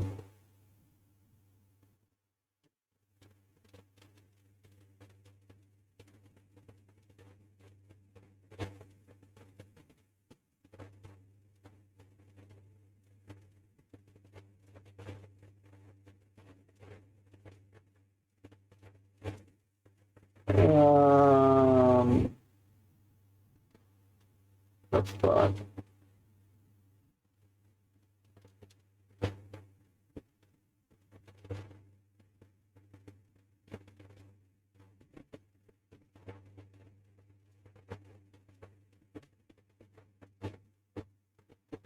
Yeah, I suck at the internet. Got decades of experience, but there's just something weird going on, man. I totally suck. It's not my fault. It's not my fault. You can believe that? And why should you?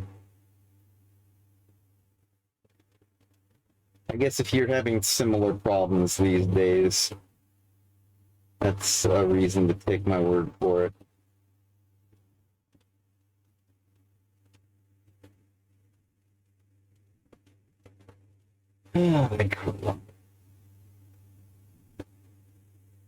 Can't find anything anymore. I think maybe there's just too much stuff on the internet. Maybe we reached critical mass, and there's officially too much garbage on the internet from stupid streamers like me filling it up full of crap. Hey man, my programming is top of the line. All right. I'm pretty sure a lot of other streamers, they got quality work too, but I'm too busy doing this to paid notice. So one of these days I'll get a break. I'll be on Easy Street, and I'll have a moment to take a breather and partake in the streams of all my fellow gamers. One of these days when I'm on Easy Street, got no worries, got a carefree life. If you can believe that. Yeah, man, it'll happen. One of these days, one fine day.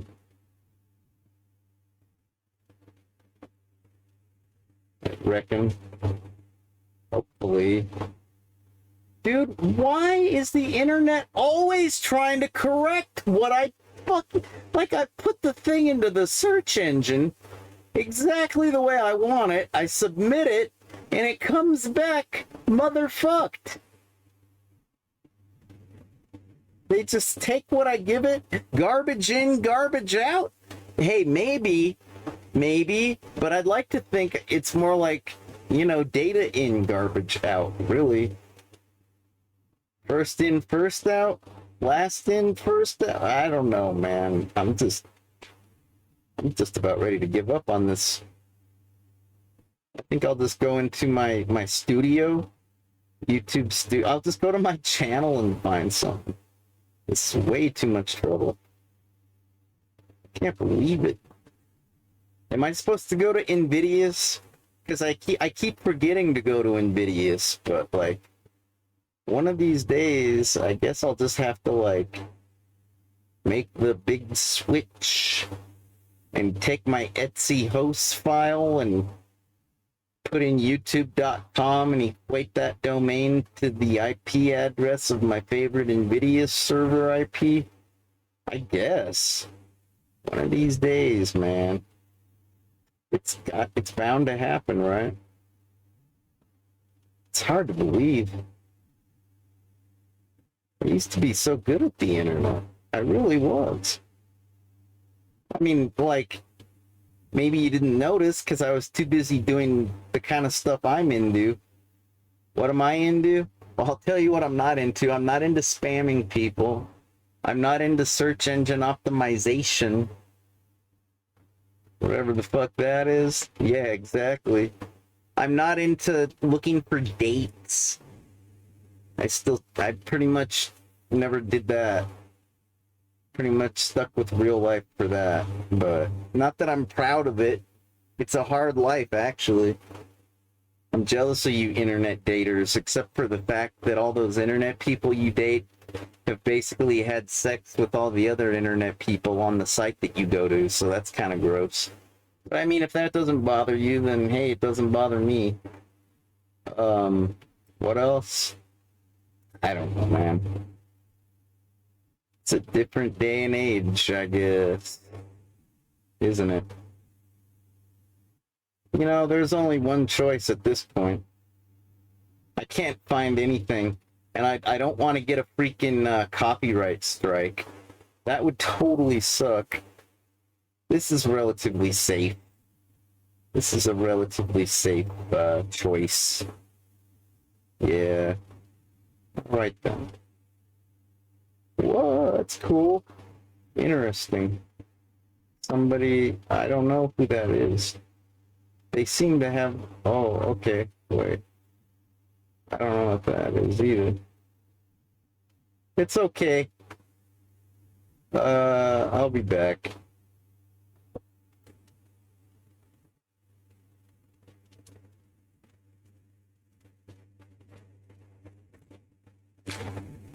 You know, I should just do this on the desktop. Because I do have the desktop audio. That makes a lot more sense, doesn't it?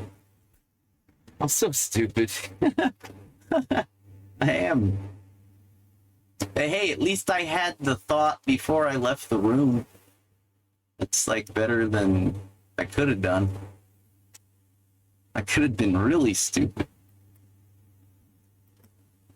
Could have been an afterthought. Okay, then.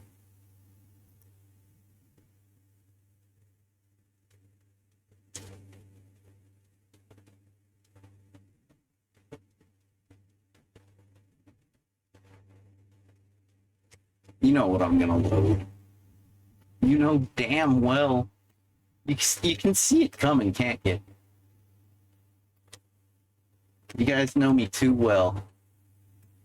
Must have sensed this from a mile away.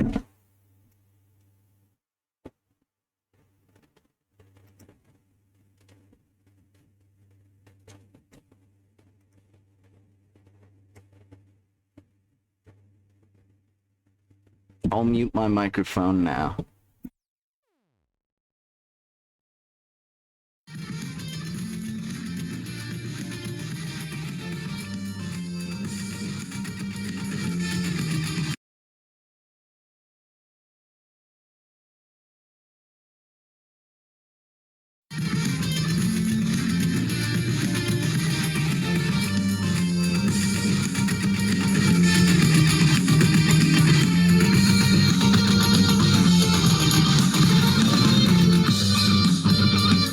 Yeah, I think I got this timed up perfectly.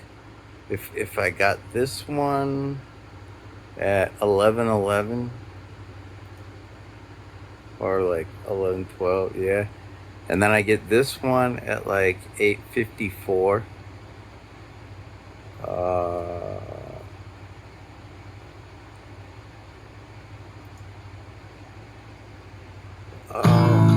Come on, YouTube. Now? Do we really have to go through this now? Wait, what the fuck happened? What did I do? Okay, 8:54. Here we go. I thought they were trying to show me an ad or something. I was like confused.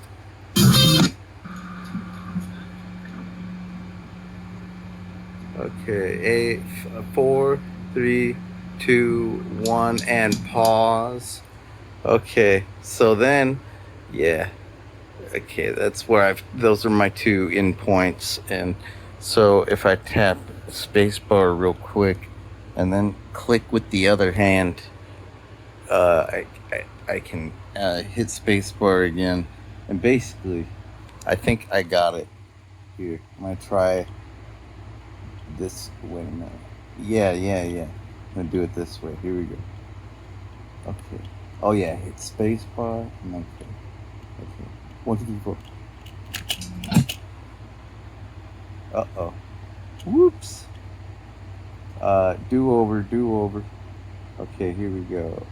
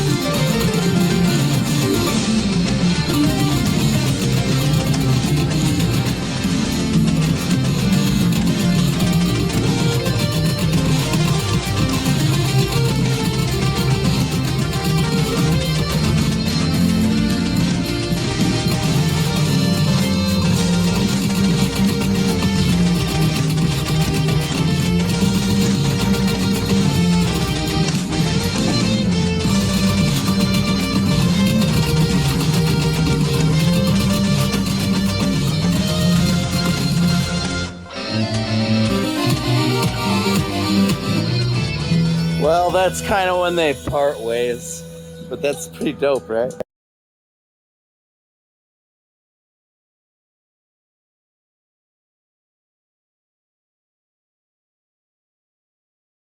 Are we having fun yet?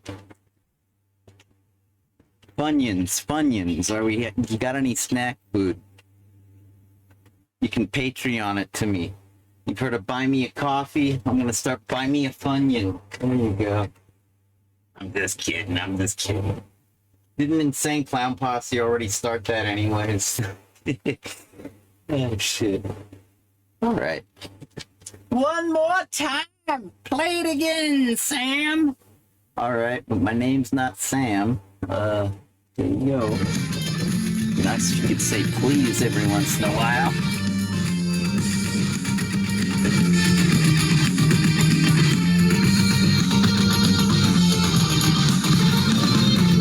Oh, I gotta turn this shit up. Yeah, I think I got this timed up perfectly. If I got this one at 11:11 or like 11:12, yeah. And then I get this one at like 8:54.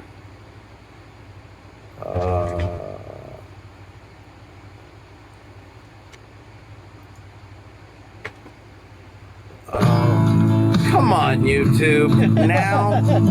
Do we really have to go through this now? Oh, you bet your ass. Wait, what the fuck happened? What did I do? That's what the fuck. Okay, 8:54. Here we go. I thought they were trying to show me an ad or something. Oh, I was like they confused.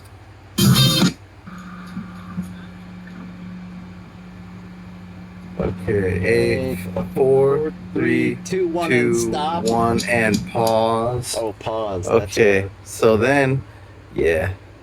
Okay, that's where those are my two endpoints. And so if I tap spacebar real quick and then click with the other hand, I can hit spacebar again. And basically, I think I got it. Here, I'm gonna try this. Yeah. I'm gonna do it this way. Here we go. Let's shake the walls. Oh yeah. Shake my balls. Record that. What did you do? Uh-oh. What are they? All I see are concrete. All I hear are push grunts. All I hear are concrete. And I don't like it.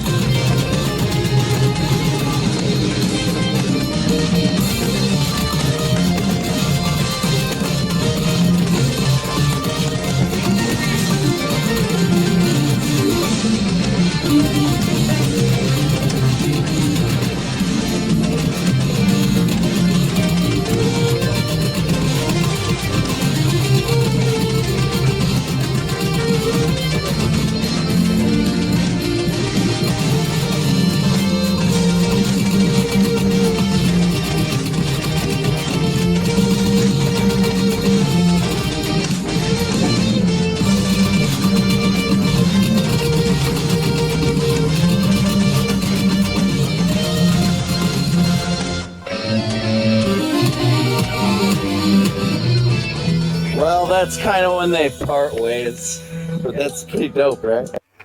Fuck yeah, that's pretty dope. So what do you think, guys?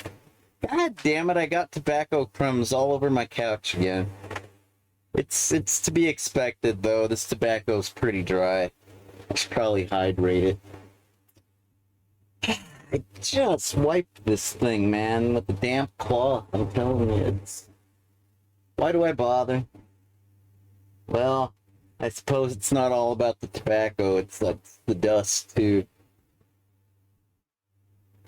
You know, before I completely ruin my opportunity, I'm gonna do something, and you're gonna think I'm, like, stupid, because I'm probably gonna end up ruining these jeans.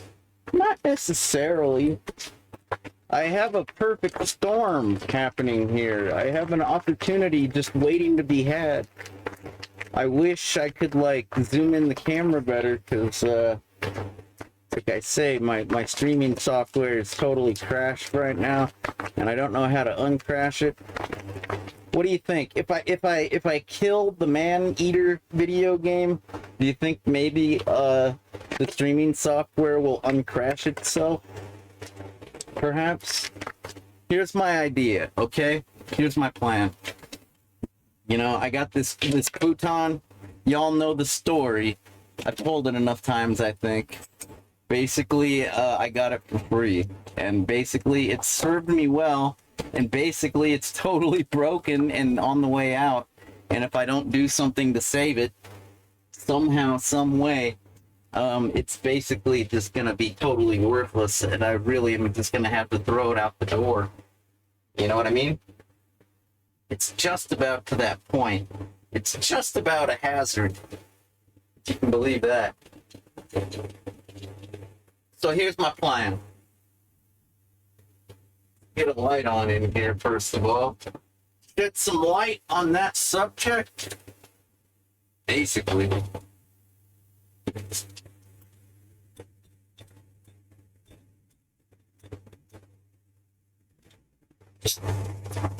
Let me see, I'm just looking around here. This'll work.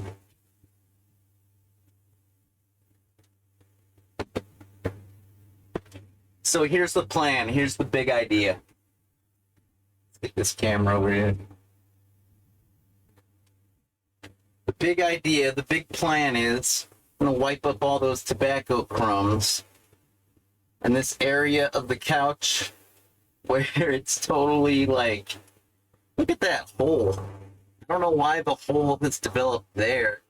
Like, that's where my thigh goes.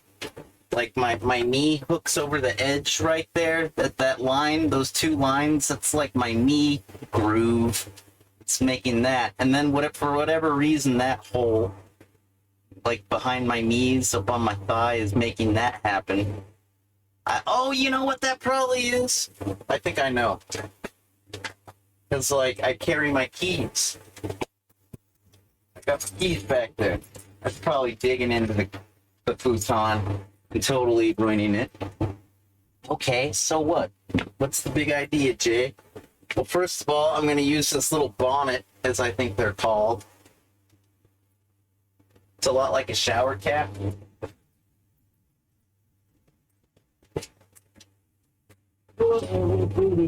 Whistle while you work, da da da da da da da. Yeah, baby, just whistle while you work, da da da da da da da da. Hey, that's not whistling. It's not trying to pull. No, I was whistling. That's the way I whistle. All right, you got me.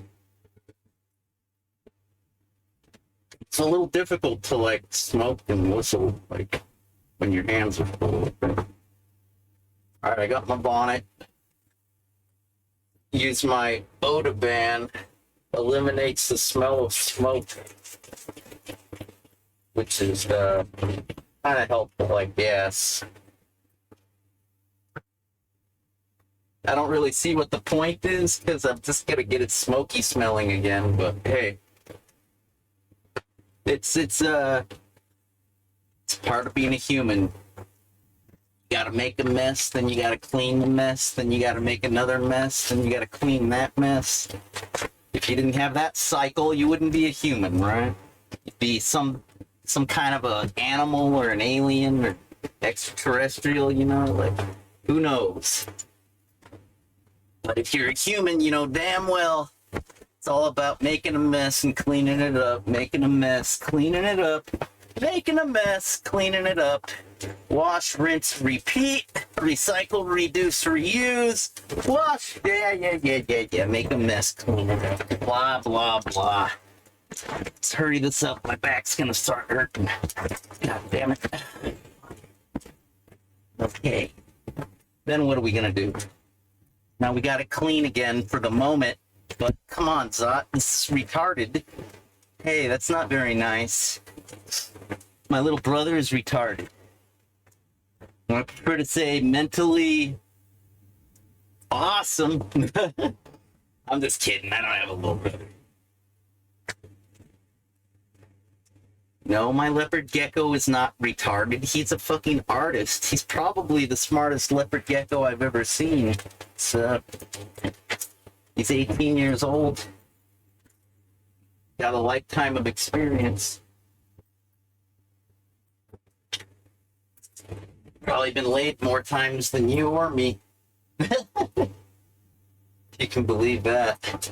You know, they say that a leopard gecko can actually survive and like keep busy in a terrarium filled with 40 other female leopard geckos at a time.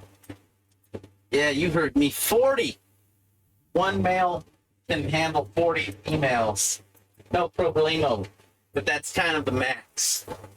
If you get higher than, if you get like 50 females in the terrarium, the male is going to get a little bit like weird.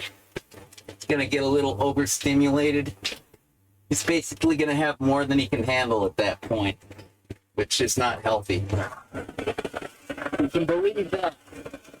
I'm going to turn down the audio a little. I have a dial on the microphone.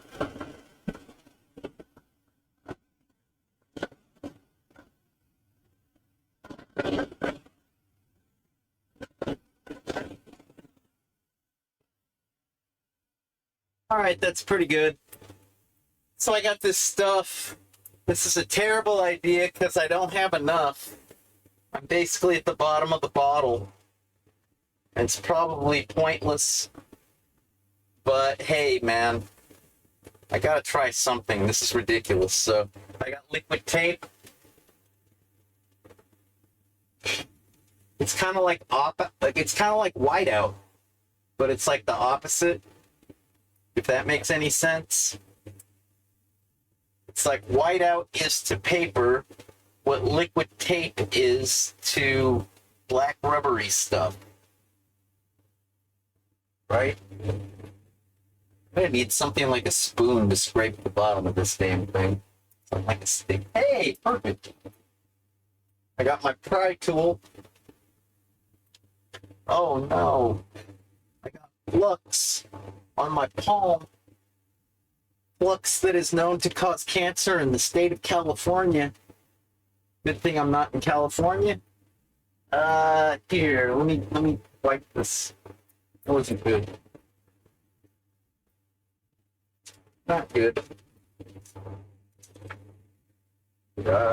Perhaps you saw on the previous stream when we were soldering up in here with a soldering iron, doing the electronic soldering. Yeah, what about it? That's when I got flux on this. I was using this to apply flux.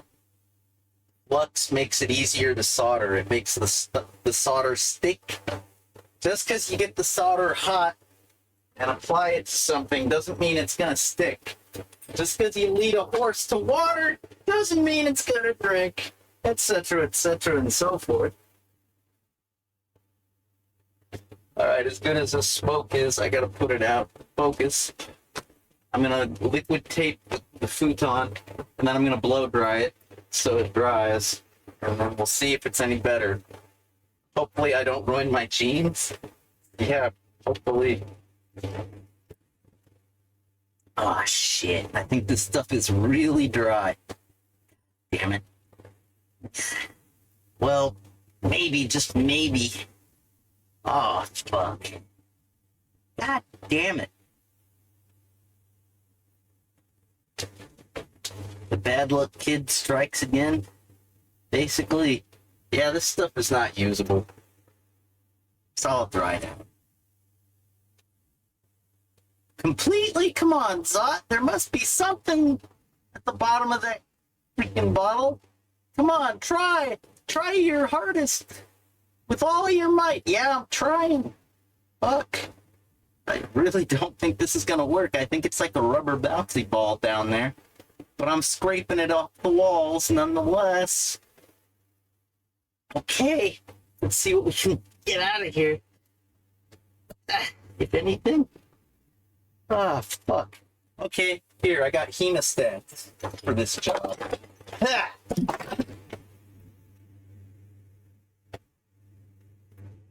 Yo, hey. I had a ball of liquid rubber, liquid tape. I had it. Hey-ya! Hey-ya! Hey-ya!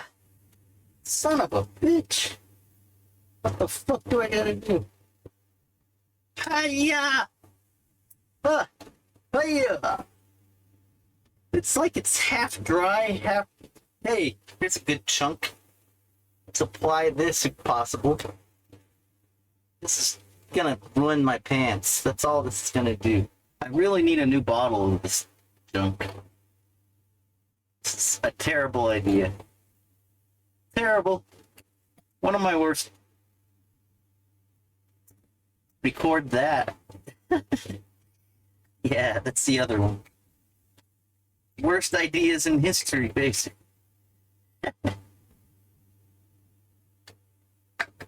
I'm a stain on the human race at this point. Oh, look, that's what I was trying to get. See that big old plump? Okay, how are we gonna apply this? There's only one sensible way to do that. At this point, this shit is so dried up. The only sensible thing to do is put on my black snarling dogs, I think these are called. I don't know. I think that's actually a guitar string brand.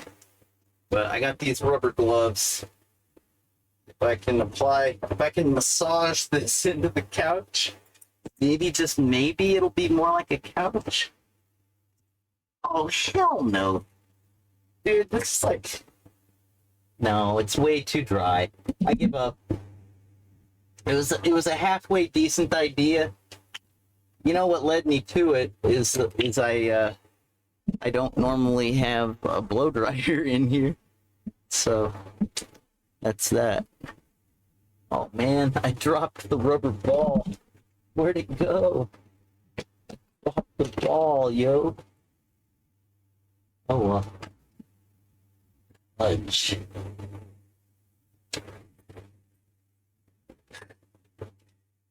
A valiant effort, a good attempt. But ultimately, Zot needs some fresher liquid tape. Alright then.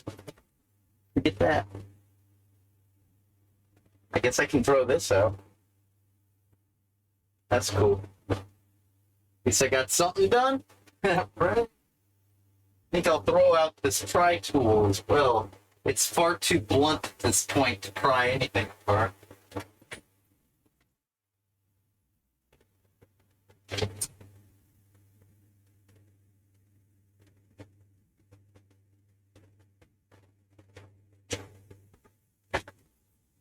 Alright, and now it smells like rubber cement in here. Yummy. Not. Oh well.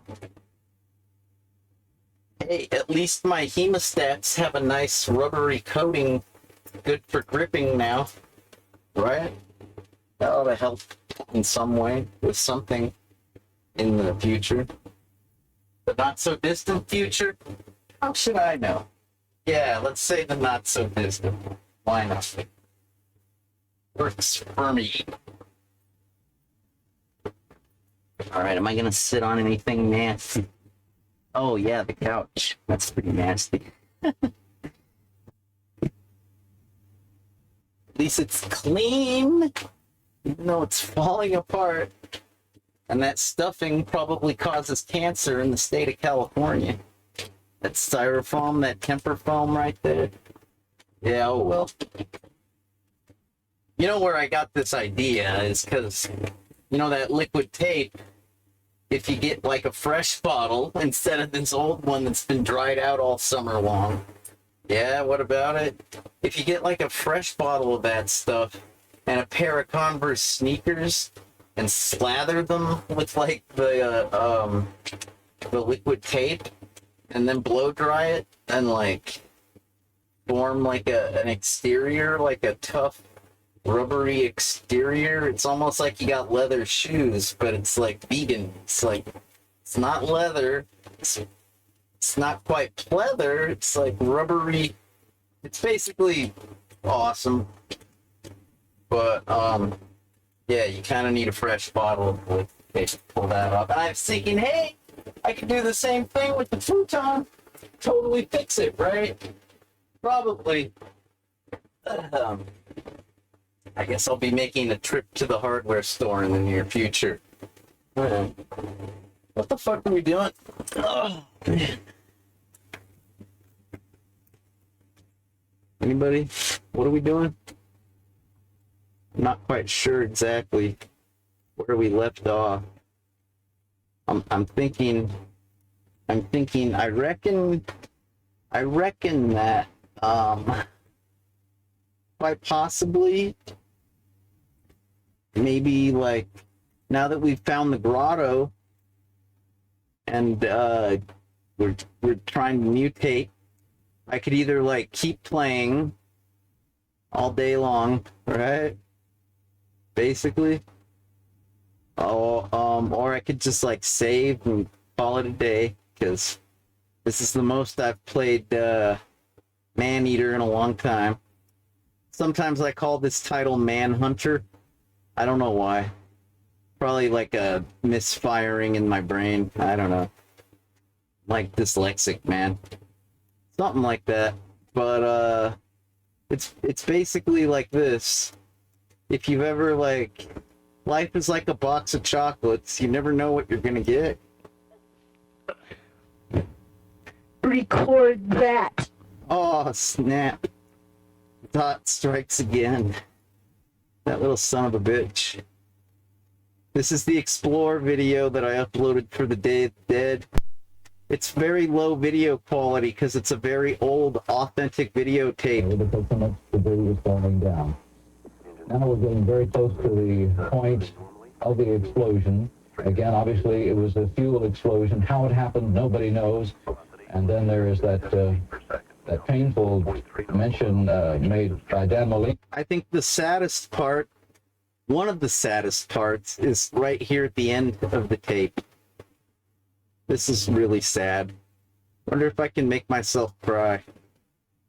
I don't really want to. But you should know where the sad parts are, because this part's pretty sad. Tom Brokaw and Ms. Resnick had kind of like a flirtatious professional relationship.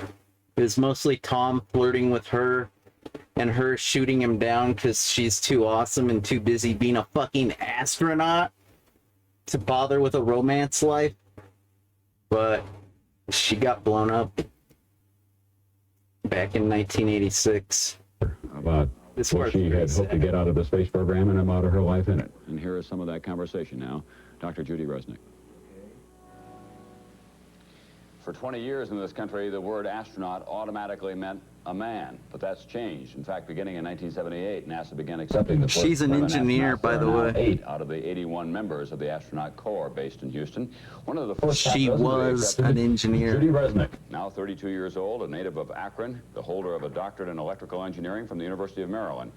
She is single, she plays the piano, and she's a runner.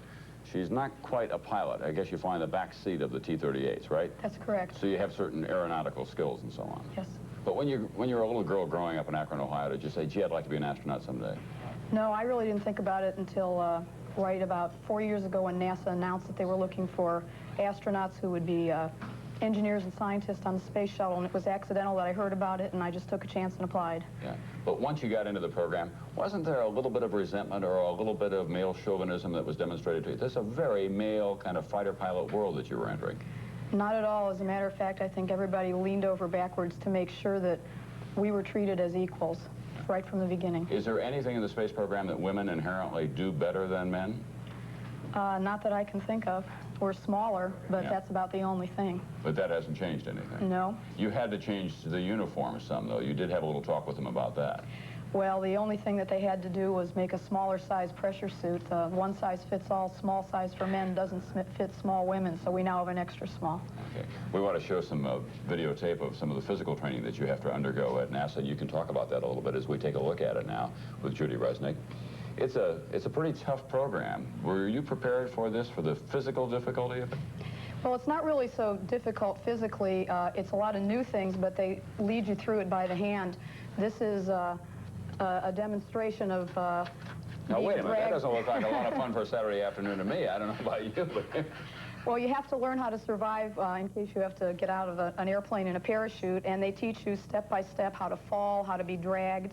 That's the impact you feel if you go through an ejection seat, and it's really not as bad as it looks. They show you how to fall into the water by, instead of letting you fall the first time, they let you slide down a slide wire. Like I say, they break you into it gradually. Were you a tomboy when you were a kid? No.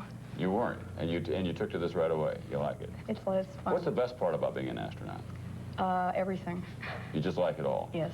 You get to exercise your training, electrical engineering, and expand your knowledge enormously, I would think. Yes, I think the best part technically is that it's a very well-rounded approach to science and technology, and we get to do a little bit of everything and state-of-the-art, and it's always a challenge. What happens when you meet a man who's not in the space program and doesn't know who you are, and you say, I'm an astronaut? Does he say, yeah, you're too cute to be an astronaut. Come on, little lady, you can't be an astronaut?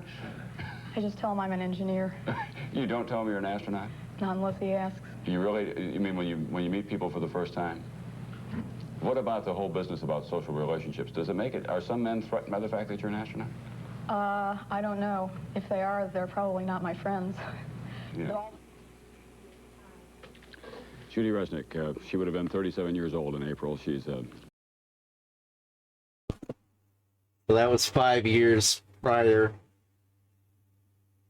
when she first got into the program, I guess. It's pretty sad. So they knew each other for a good 5 years, half a decade. I guess Tom and Ms. Resnick had a bet, something about NASA on the rockets and liftoff and junk, and the bet was like a 6-pack of beer. The winner gets a 6-pack of beer, and so he lost and sent her a 6-pack of beer and a dozen long stem roses, and she sent him back a letter or a card that said thank you. I appreciated the beer more than the roses, but thank you nonetheless.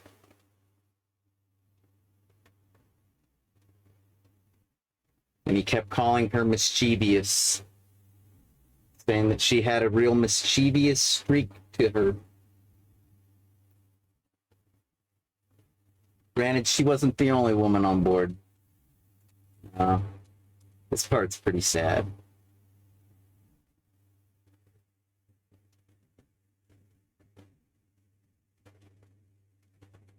This is Krista.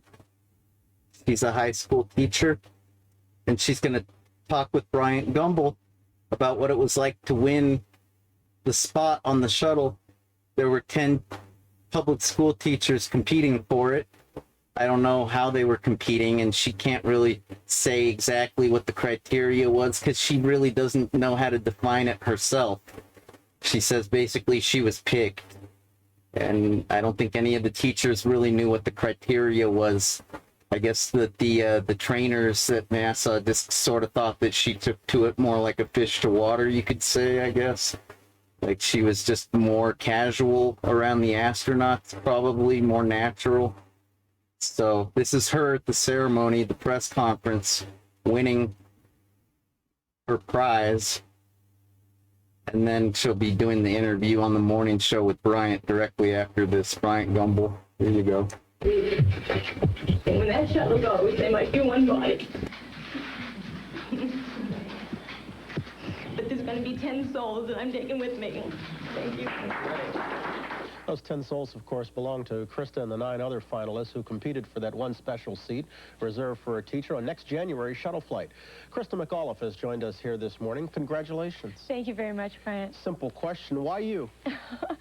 It's really hard to say. There were 10 people. We were such a cohesive group, enthusiastic, really enjoying teaching, and I think any one of us would have done a really good job. I don't know what put me over the top, and I'm delighted to be here. When you first applied for this, did you think you had even a prayer? I really didn't. I was almost doing it kind of like when you play the lottery. If you don't play it, you don't win. Sure. And when I filled out that application, that's really how I felt. I figured there'd be at least 50,000 people across the country. The Lottery by Shirley Jackson. What about when you made it down to the last 10? Did you think then, maybe? Well, then the possibility became very real, and I really started to think what the impact would be on my teaching career and on my family. But it was still really exciting. Has it all hit you yet? No, I don't think so. I still can't believe that I'm going to actually be going into that shuttle. It just really doesn't seem possible. Maybe when I'm on the launch pad, it will. What are you most excited about? Seeing the Earth from that perspective of that small planet, you know, it's such a big place here, but being able to look at it from a new perspective, and I hope I can bring that wonder and that excitement back to the students. Maybe just a little bit of fright, too? Not yet. Maybe when I'm strapped in and those rockets are going off underneath me, there will be, but space flight today really seems safe.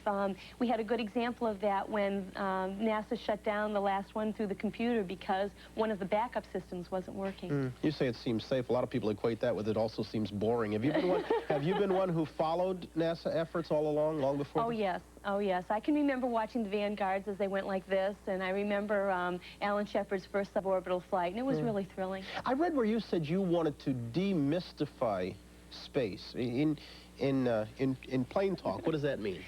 Well, we see the space program as a science or math or technological adventure right now. I want the students to get a little bit of ownership. I want them to feel that they're part of the space age because they're the future and their children or grandchildren are going to be pioneering that. So I really hope to bring an ordinary person's perspective to this. Have you heard from some of your students yet? Yes, I have. They've been dropping by the house. They've been sending me cards. They've been calling. That's been super. NASA, of course, has a selfish interest in all this. I mean, they want to build up public support for the huge outlays that are necessary to keep the program going. As part and parcel of being the first ordinary citizen, I mean, are you expected to be the ordinary speaker who's out there making speeches on NASA's behalf all along? That's going to come. Certainly will, but I'm also delighted that the teaching profession and students and the whole country is really going to benefit from this. We hopefully are going to know an awful lot more about what life is like aboard the shuttle. Yeah. You go up on January the 22nd. That's what the date is, yes, of right 86, now. and we're hoping that that'll be met. What are you most concerned about between now and then? Well, probably just getting my life in order. I do have a family in Concord, New Hampshire, and I have to get them set. I also want to make sure my replacement in school is going to be comfortable for next year. Any thoughts, however slight, that you might not measure up once it gets going? Well, one of the things that has been really surprising is all of the publicity, and I was saying to my husband the other night, it's almost like I'm reading about somebody else, you know? Well, it's a dream come true for you. Oh, it certainly is. Krista McAuliffe, congratulations. Thank you again. Good luck. We'll see you in January. Thank you. We'll take a break here. This is Today. Damn, man. You know, I've had my share of good teachers, bad teachers, and straight up ugly teachers. Good, the bad, and the ugly. Yeah, you could say that. And the whole time I was spilling my blood, sweat, and tears. If you can believe that. So what? Well, I don't think I ever had a teacher that nice and sweet and considerate. I don't think I ever. And I mean, like, you know, I really respect some of my college instructors. You know, even though I dropped out of high school in my freshman year, I was like, I still had a little bit of respect for like Carol Marlowe. She was like a really nice lady that cared about the students. And Sergio, he was a real hard-edged, hard-ass. you know, but he was just trying to keep the kids in line because a lot of the kids were like teenage mothers, ex-gang members, drug addicts, dropouts, and the like. Kids from broken homes, kids from broken neighborhoods. And, yeah, he was just holding them all down, you know, holding down the fort, fucking Sergio. And then I think, what was his name? Mr. Phillips? Mr. Phillips, I think he was like kind of like the principal, if you could say there was one. And he had a lot of hope. He had a lot, because charter schools were new back then, right? Is this phone, is this stream still working? Am I just talking to myself? I wonder. Let me check. This guy, he basically was the pimp. He was pimping charter schools to people like me and my mom, saying, oh, you don't fit in public school? Well, this place is the place for you. This place was made for people like you. Pet Tech was made, this charter school, the concept was made for people like you that just can't cut it in the public school system for whatever reason. You know, however you fucked up your life, hey, look at all the other fuck-ups. Okay, it's on. That's nice. And yeah, so even though he wasn't around every day like Sergio and Carol, he would show up and, you know, help students. He'd kind of show up and tutor rather than teach. And he was kind of like a principal almost. And then Mrs. Alegria, she was at the front desk, which was kind of more like a side office. And that's where you'd go and sign your sheet. That's where you'd log the time you showed up and the time you left. And you'd get to look at her contact lens covered blue eyes. She had the bluest eyes you've ever seen. I think just about every guy at the school had a crush on Mrs. Alegria. She was like, she had like blonde hair, blue eyes, and of course she was totally Hispanic. I mean, you heard my tongue, right? This is Alegria. Yeah, that wasn't her husband's name, no. She was single. Oh yeah. And just about every guy in the school would have taken a swing at that. Woo! Ha! I'm telling you. Got to see her every day when you showed up. That's the reason to go to school right there, let me tell you. Oh yeah, and then there was the environmental science teacher. I can't even remember that guy's name. He was kind of like a total nerd. I related to him, of course. I think we had a similar stature back then. He was kind of like, he wasn't tall, he wasn't short. He kind of had a hump on his neck. Kind of had like a reader's posture. You know, like Montgomery Burns. Excellent. Kind of like you've been reading too much, dude. Your head's always hunched forward. Right? And he had a ponytail and a bald head. And he was a four-eyed geek with glasses. Usually wearing something like what? What were the pants, the slacks everybody had to wear back then? If you were a professional, you probably wore Dockers. That's what they were called. Along with like what? A polo shirt? No, not this environmental science teacher. He was always buttoned up. Like kind of like this sweater. Yeah. So what? He was a science teacher. And we were learning about environmental science. That was his subject. That's where I learned that the rainforest would be completely depleted by the year 2052 at the rate of deforestation that was occurring in the year 1995. That's what the algebra equations stated, was that if so many acres are being deforested a year annually at this rate, right now, if this rate doesn't lessen and lower very quickly, yes, we won't have a rainforest in the year 2052.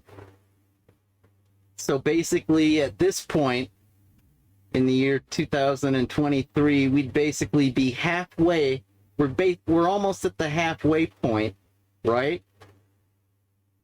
Between like plentiful rainforests where we can do something to save them before it's too late, and complete deforestation, complete elimination of the rainforest, right? I'm talking about, you know, the South American one with the Amazon River and the African one with the Congo. I know that because I read Michael Crichton books back then.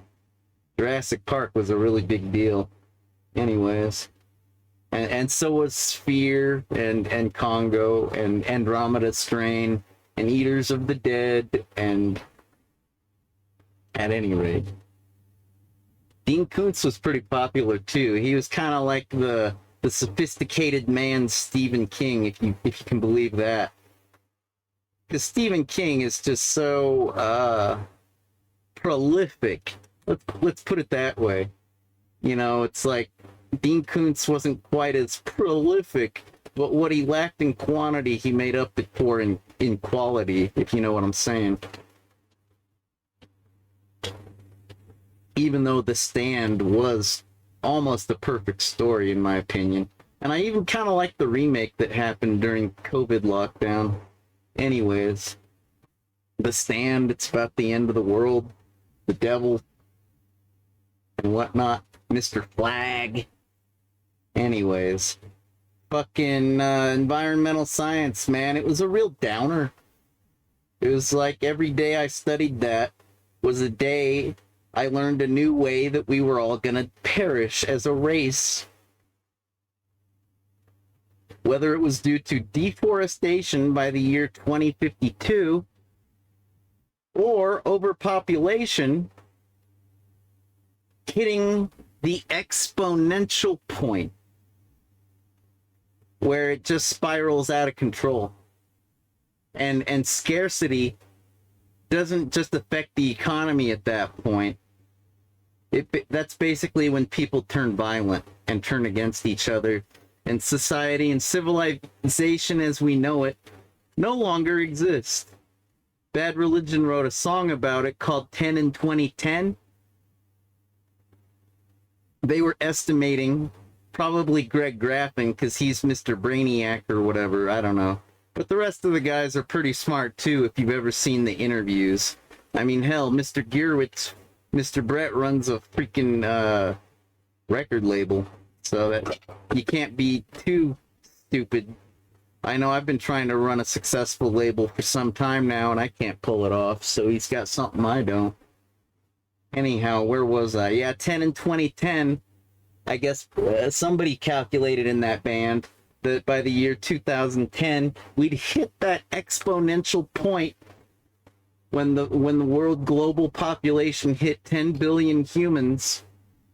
And the thing about exponents, if you've ever taken a quadratic equations algebra class before, quadratics, you know, quadratic equation algebra, yeah, what about it? You know that it's all about the parabolas. Hey, you got a problem with me? I didn't. What? You want to say something? Get it off your chest, Sot. I didn't say problem. Parabola. I said parabola, like a parabolic microphone, like detectives use to spy on cheating spouses and shit when they're paid to. When the private dicks are paid to monitor the cheating spouses, they tend to use parabolic microphones that are shaped like satellite dishes because you can hear a lot of shit when you use. It's like a laser beam. It's like if you could take a microphone and turn it into a laser beam, which, by the way, that does exist. And if you use that in conjunction with a parabolic microphone, you can hear through just about anything. Anyways, where was I? Especially if you're trying to listen to the inside of an automobile, because when you shoot it at glass is the perfect, it vibrates perfectly. You can hear the whole fucking conversation. Anyways, where was I? You better keep your stereo turned up high when you're talking about confidential things, I suppose. And the thing about a parabola is we all know that it's a gradual climb at first. It's like you're climbing, You're climbing. Uh-oh. You're getting really close to the exponential point, you know? Like where to the power. It's like it's 2 to the power. It's 3 to the power. It's 4 to the power. It's 5, it's 6, it's 7, it's 8. Oh, we're out of control. It's like 10 times 1 is 10, right? 10 to the power 2 is like, what? 10 times 10? Is that 100? What's 100, right? And then 10 times 10 times 10, isn't that 1,000? And then 10 times 10 times 10 times 10, isn't that like 10,000? I don't know, man. You know, it climbs gradually, and then you hit that exponential point where the numbers are going up 1,000,000, 1,000,000,000, 1,000,000,000,000 at a time. It's kind of like a national deficit, you know? Like when you get to that point where you're like, oh, we're only a few billion in debt. We can pay that back. No problem. Oh, we're only 1,000,000,000,000 in debt. We can pay that. Uh-oh, now we're a quadrillion in debt. Now we're a quintillion. Now we're infinitely in debt. See, that's the exponential point. The point of no return? Man, it's not even like that. Like, the point of no return is when you hit the halfway point. And you're like, I've traveled further at this point. It would be further for me to go back to the starting point. I might as well just make it to the finish, right? That's the point of no return in that regard. When you hit the exponential point, you're just so out of control. It's like when the snowflake hits the top of the mountain, turns into a snowball, and turns into a snow boulder, and then turns into a fucking avalanche.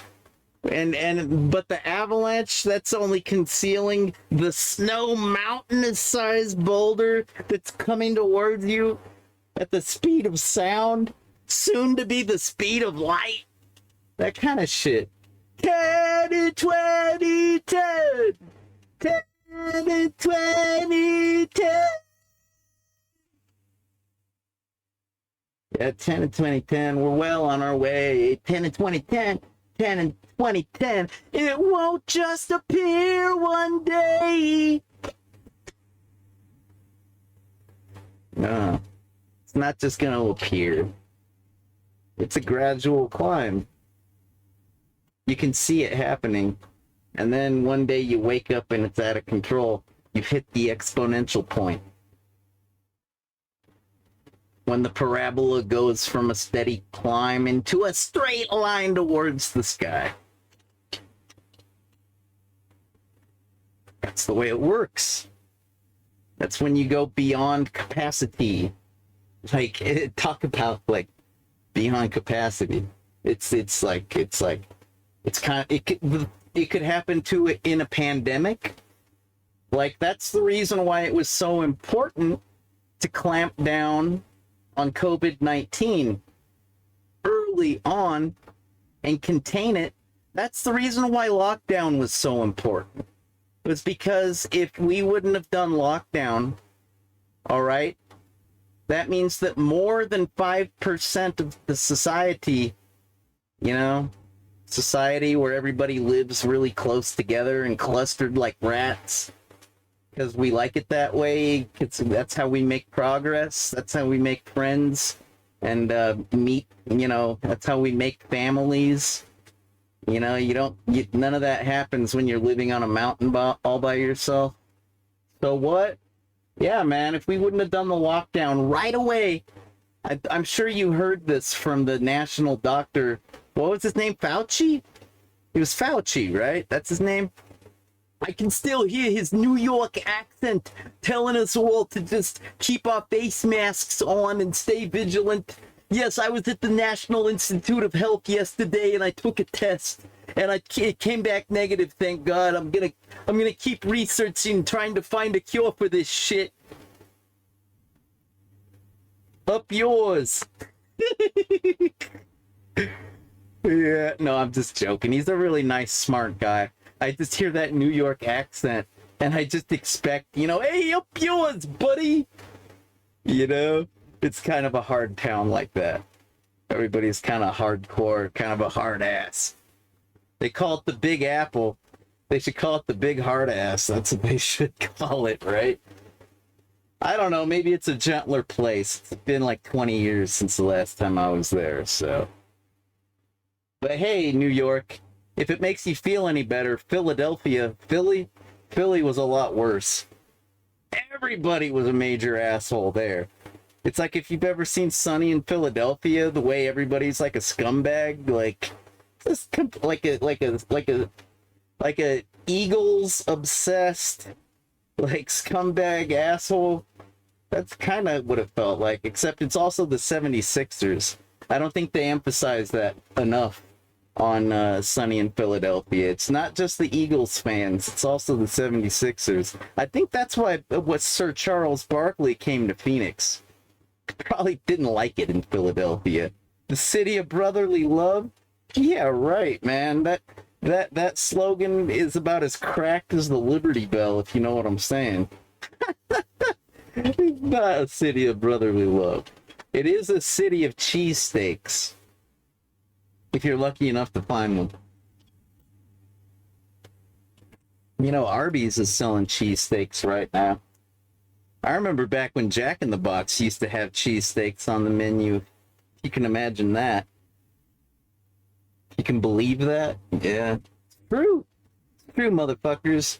And it's true, everything I'm telling you about the world ending, the environmental sciences. Every day I came to class was a major bummer.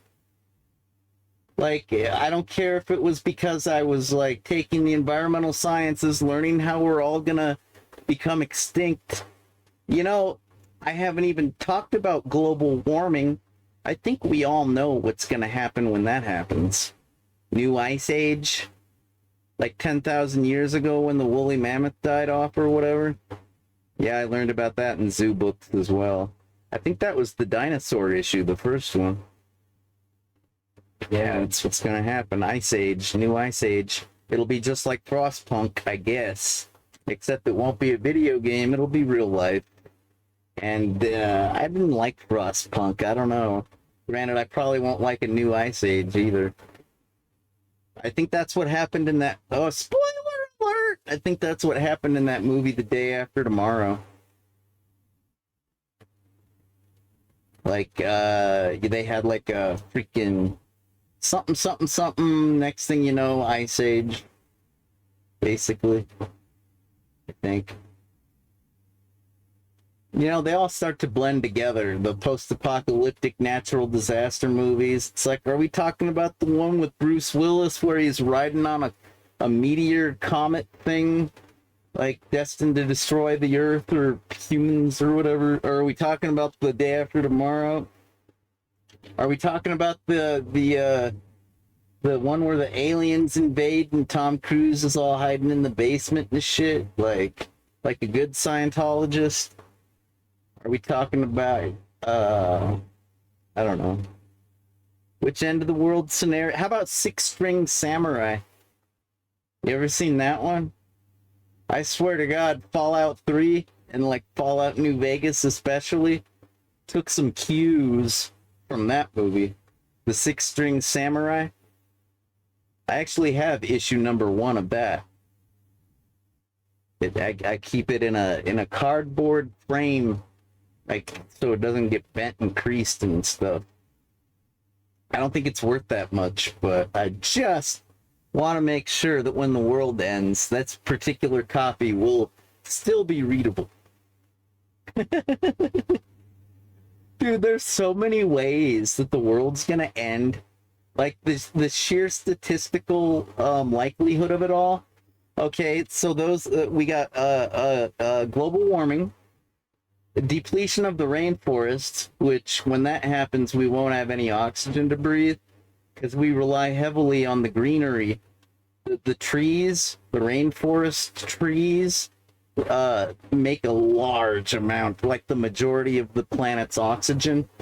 They take the carbon, whatever, and they process it and turn it into the oxygen that we breathe and live on. And once the trees are gone, I guess we've only got the ocean to rely on for oxygen. And we've polluted that so much Not to mention that, but compared to the rainforest, the ocean don't make that much oxygen. Just saying. It's true. And what else? Oh, yeah. Ice Age, no oxygen, overpopulation, where we're all basically reverting back to pre-civilization, pre-society behavior and conditions. Basically, the whole planet starts to live in third world conditions, and then those decay into just straight up ruin. You're not even third world once everything turns bandit and raider, when we're slitting throats to survive. Some people will be cannibals at that point, if you can believe that. I know it sounds really appetizing, doesn't it? Yeah, let's have some long pork. That sounds great. I'm starved. I could go for some long pork at this point. I think I've gone for 2 weeks on crackers and peanut butter. I've been spreading it with a little plastic stick. Yeah, I found those at that convenience store that we raided, that we ransacked. Basically, we had to kill people to ransack it. Yeah. Been living on crackers and peanut butter. I could go for some human meat. Gross. It's fucked up, you guys. You probably think I'm full of shit when I want world peace. When I say world peace now, you probably think I'm just totally dreaming of a white Christmas. You know, that is something that I dream about, because, like, I don't think I've had a real Christmas since I was 5 years old, and that was a pretty good one. You know, I got that He-Man Masters of the Universe play set, where you got, like, remember the gigantic, like, He-Man world? It wasn't like Castle Grayskull. No, I already had that. I'm talking about the gigantic one that had like a door with like I think it had like a cat face. Like it was a building with a cat's face at the front door. Like, it was a gigantic playset. That's what I got for the 5th Christmas, 5-year-old Christmas, right before I had to go to public school. I was like, wow, life just keeps getting better and better. It's like I've recovered from my hip operation and I don't have to wear a body cast anymore. I don't have to wear a brace. Like, I don't have to walk around like a bow-legged cowboy because of my corrective medical brace. Yeah, I had problems, so what? We call those people gimpy. I was gimpy. But I ride a skateboard. How gimpy is that? I'll bet you don't ride a skateboard, you gimp. Technically, a gimp is like a bondage term. It's like the guy in the leather mask that doesn't have a shirt on, that's wearing leather pants, and like, usually kind of fat. Kind of like Vader. You know Vader, the pro wrestler? He kind of resembled a gimp. If you know what that is and who that is. Yeah, I was a gimpy little kid. But by the time I got that Masters of the Universe Christmas going on, I was like, maybe my life isn't gonna suck after all. And then I got to go to public school. I was like, oh, I jinxed myself. I should have knocked on wood. Oh well. Yeah, man. Wasn't any better at charter school. I just wanted to specialize. That's what it was, I think. I think at first I wanted to specialize in the video arts. And then I was like, I can go further. I can go into the computer programming arts. Maybe even the computer black arts. Ooh. It's like being a magician. Except instead of doing like smoke and mirrors, you're actually a sorcerer like Merlin and shit. You're actually conjuring up spirits from the dark realm to do thy bidding. Basically. Might as well have been. It isn't like you were going to read about it in books. It's like in the books, they always reported on the aftermath. They didn't tell you how the aftermath really happened. Shit, like when this book was written, oh my god, man. You probably never even heard of this one, have you? Oh shit. Woo! Ow! That was stupid. I'm so stupid. I'm so carefree. You ever read this one? Recognize that title? At Large by David H. Freeman and Charles C. Mann. The Strange Case of the World's Biggest Internet Invasion. This was released in the year 2000, Y2K, and it was just about the heaviest nonfiction tale of computer hacking to hit bookstore shelves and libraries near you, right, at that point in time. It was all basically Kevin Mitnick. We all heard a lot about Kevin Mitnick by this point. He was basically legendary. Some of us knew about Kevin Poulsen, but this particular hacker, this was a whole different breed, if you know what I mean. And it was still smoke and mirrors. It was like, this was when Code Red was hitting, which was before the Slammer Worm, if I recall correctly. You know, like when Melissa and the I Love You viruses were like taking over the internet, the world. It was way after the Chernobyl virus. That was the one that would take over your BIOS. The virus that got into your BIOS. So that way it never left. You'd basically... It would be, if you would be trapped in your BIOS, where every time you boot it up, it would just come back to life. The CIH, H like hell, the Chernobyl. Yeah. Fuck, man, all that shit. And of course, the Morris worm, that was so early on. That's like, the Robert T. Morris worm is like the Zot the Avenger of malware, if you think about it. It's like, before anything was really a big deal. You had that, the RTM worm, and it was a full-fledged worm because it crawled its way through the internet automatically like a bot. It wasn't like a bot, you know, it did turn into a botnet because the Morris worm would take advantage of the common vulnerabilities at the time. Back in 1998, or excuse me, 88, there were a ton of them. Like the Finger Daemon, port 69, that actually existed. Finger used to exist back in the day, if you can believe that. That's where you would normally get user information from, but some universities chose to use it as a way to report information back to the staff or what have you. For example, a coffee machine could be hooked up to the Finger Daemon if you want to know if the pot is empty or full, so you don't walk all the way down the hall to the coffee pot. Actually, that's the way the first webcam was made, I guess. They wanted to see if the coffee pot was like full or empty. But I'm pretty sure you could do that with Finger. I know for a fact there were soda vending machines on various campuses hooked up to the Finger Daemon. You know, it would tell you if the machine was empty or not. Sometimes it reveal more details, like how much money was in it at the time.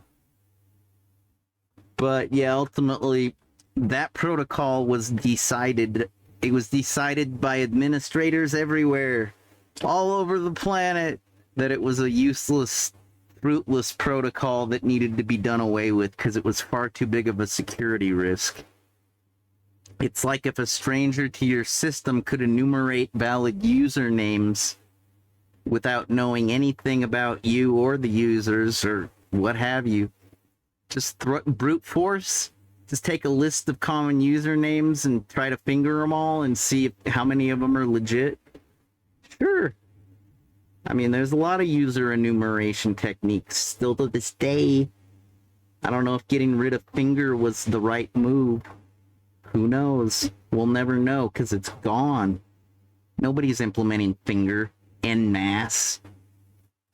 Shit, man, the internet's getting locked down so tight, it's no fun at all anymore. It's basically crap. Like, I'm just about ready to just give up. You know, I spend like 90% of my time on the Internet Archive trying to access the old-timey internet of like, what, 2 years ago, 3 years ago, 4 years ago?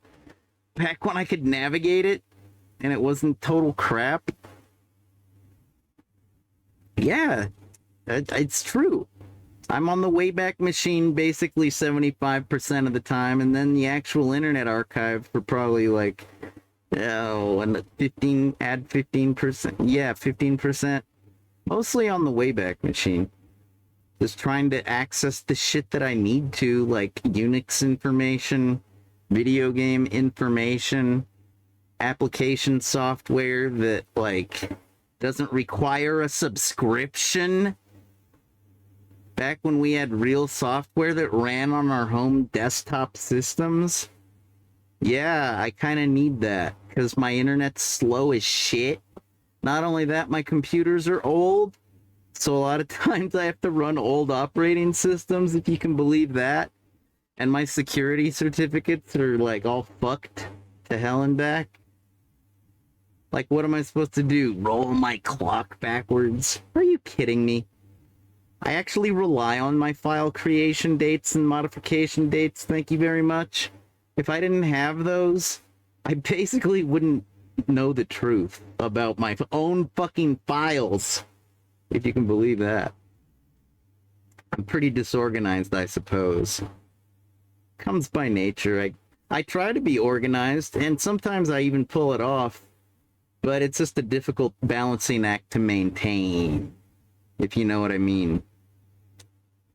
I've kind of relied on the internet to help me like a crutch in my daily life, to assist me with my learning disabilities.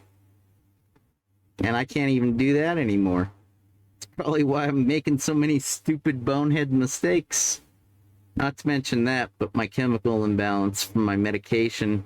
Excuse me, my lack of medication. That's what I meant to say. Yeah. Things, I don't mean to bitch, because I guess a lot of people are happy. You know, I mean, guess what? If you don't need medication, if you're not locked up in prison like my singer, if you're done going to school and don't need an education, if you're a basic adult working in the workforce, you're probably having the time of your life. You're probably getting promotions, excelling, you know, showing the world what you're made of.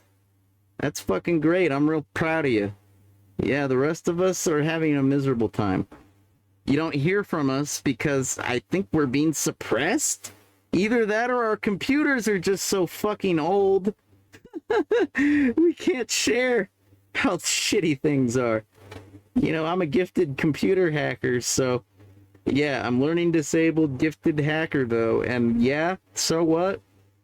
I gotta hack sometimes just to express myself. And I'm not talking about using VPNs to appear from a different IP. I'm talking about like proxying, man-in-the-middling my own fucking web connections to debug them. Because there's something in the works that's causing me to get worse. Sorry, we cannot access this page at this time. Or this is forbidden. Or this is the, 403s. Yeah, man. I'm having to use elite hacker skills just to do basic web internet things these days on a daily basis.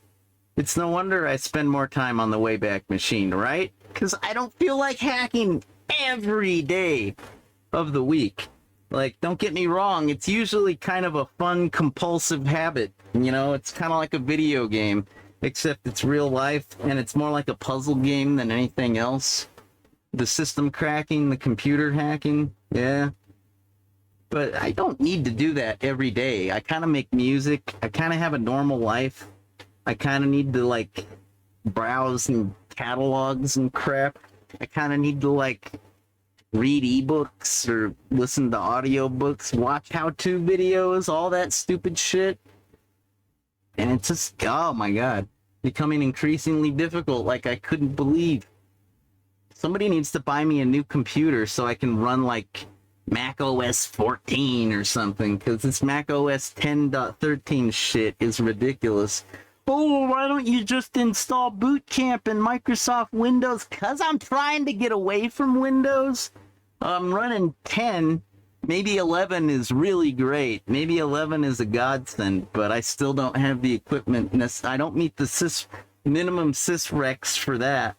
And I don't think it's that different from 10, because I've done a lot of mods and hacks and customizations to implement things like, like the WSL, like the kernel stuff that you get to do in 11. Yeah, it's built in for 11, but you can do it in 10 if you work your ass off, know what you're doing, but it's not worth it. I used to use Apple's Macintoshes. I used to use those computers because they work and they don't require a whole lot of configuring. They don't crash constantly.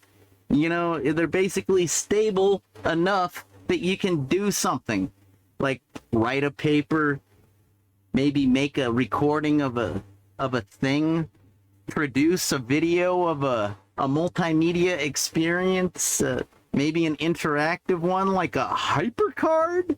No, nobody does that, JJ. You're going back to the 90s. Possibly, but everybody was making HyperCards back then. That and the VRML simulations, like Virtus VR, like that kind of shit. If you weren't doing the teleconferencing, video conferencing with the CUC Me from Cornell University, or maybe the PGP phone software, yeah, that was a thing. Encrypted telecommunications over the internet, that existed. PGP phone. My connection was a little slow for that, but I kind of fucked around when I was at the school, the university. That was fast enough. I think they had like T1 lines or something. T3s, I don't know. I don't like talking about T3 lines because they make me want coding. That's a joke. I'm not really a coding person. That's more my father's choice. God rest his soul. Tomorrow will be the anniversary of his death in 2007. I'm okay with it. I miss him, but he'd be proud of me. So it's no big deal. It's not like I'm failing him. He'd say, "Go, mijo, go." He'd say, "You're so smart, and you're so handsome, and you're so tough."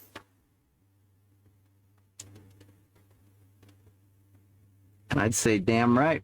Just like my father." And he'd say, "Oh, you didn't have to say that." And I'd say, "But it's true, old man. It's true. Let's jam. I brought my bass."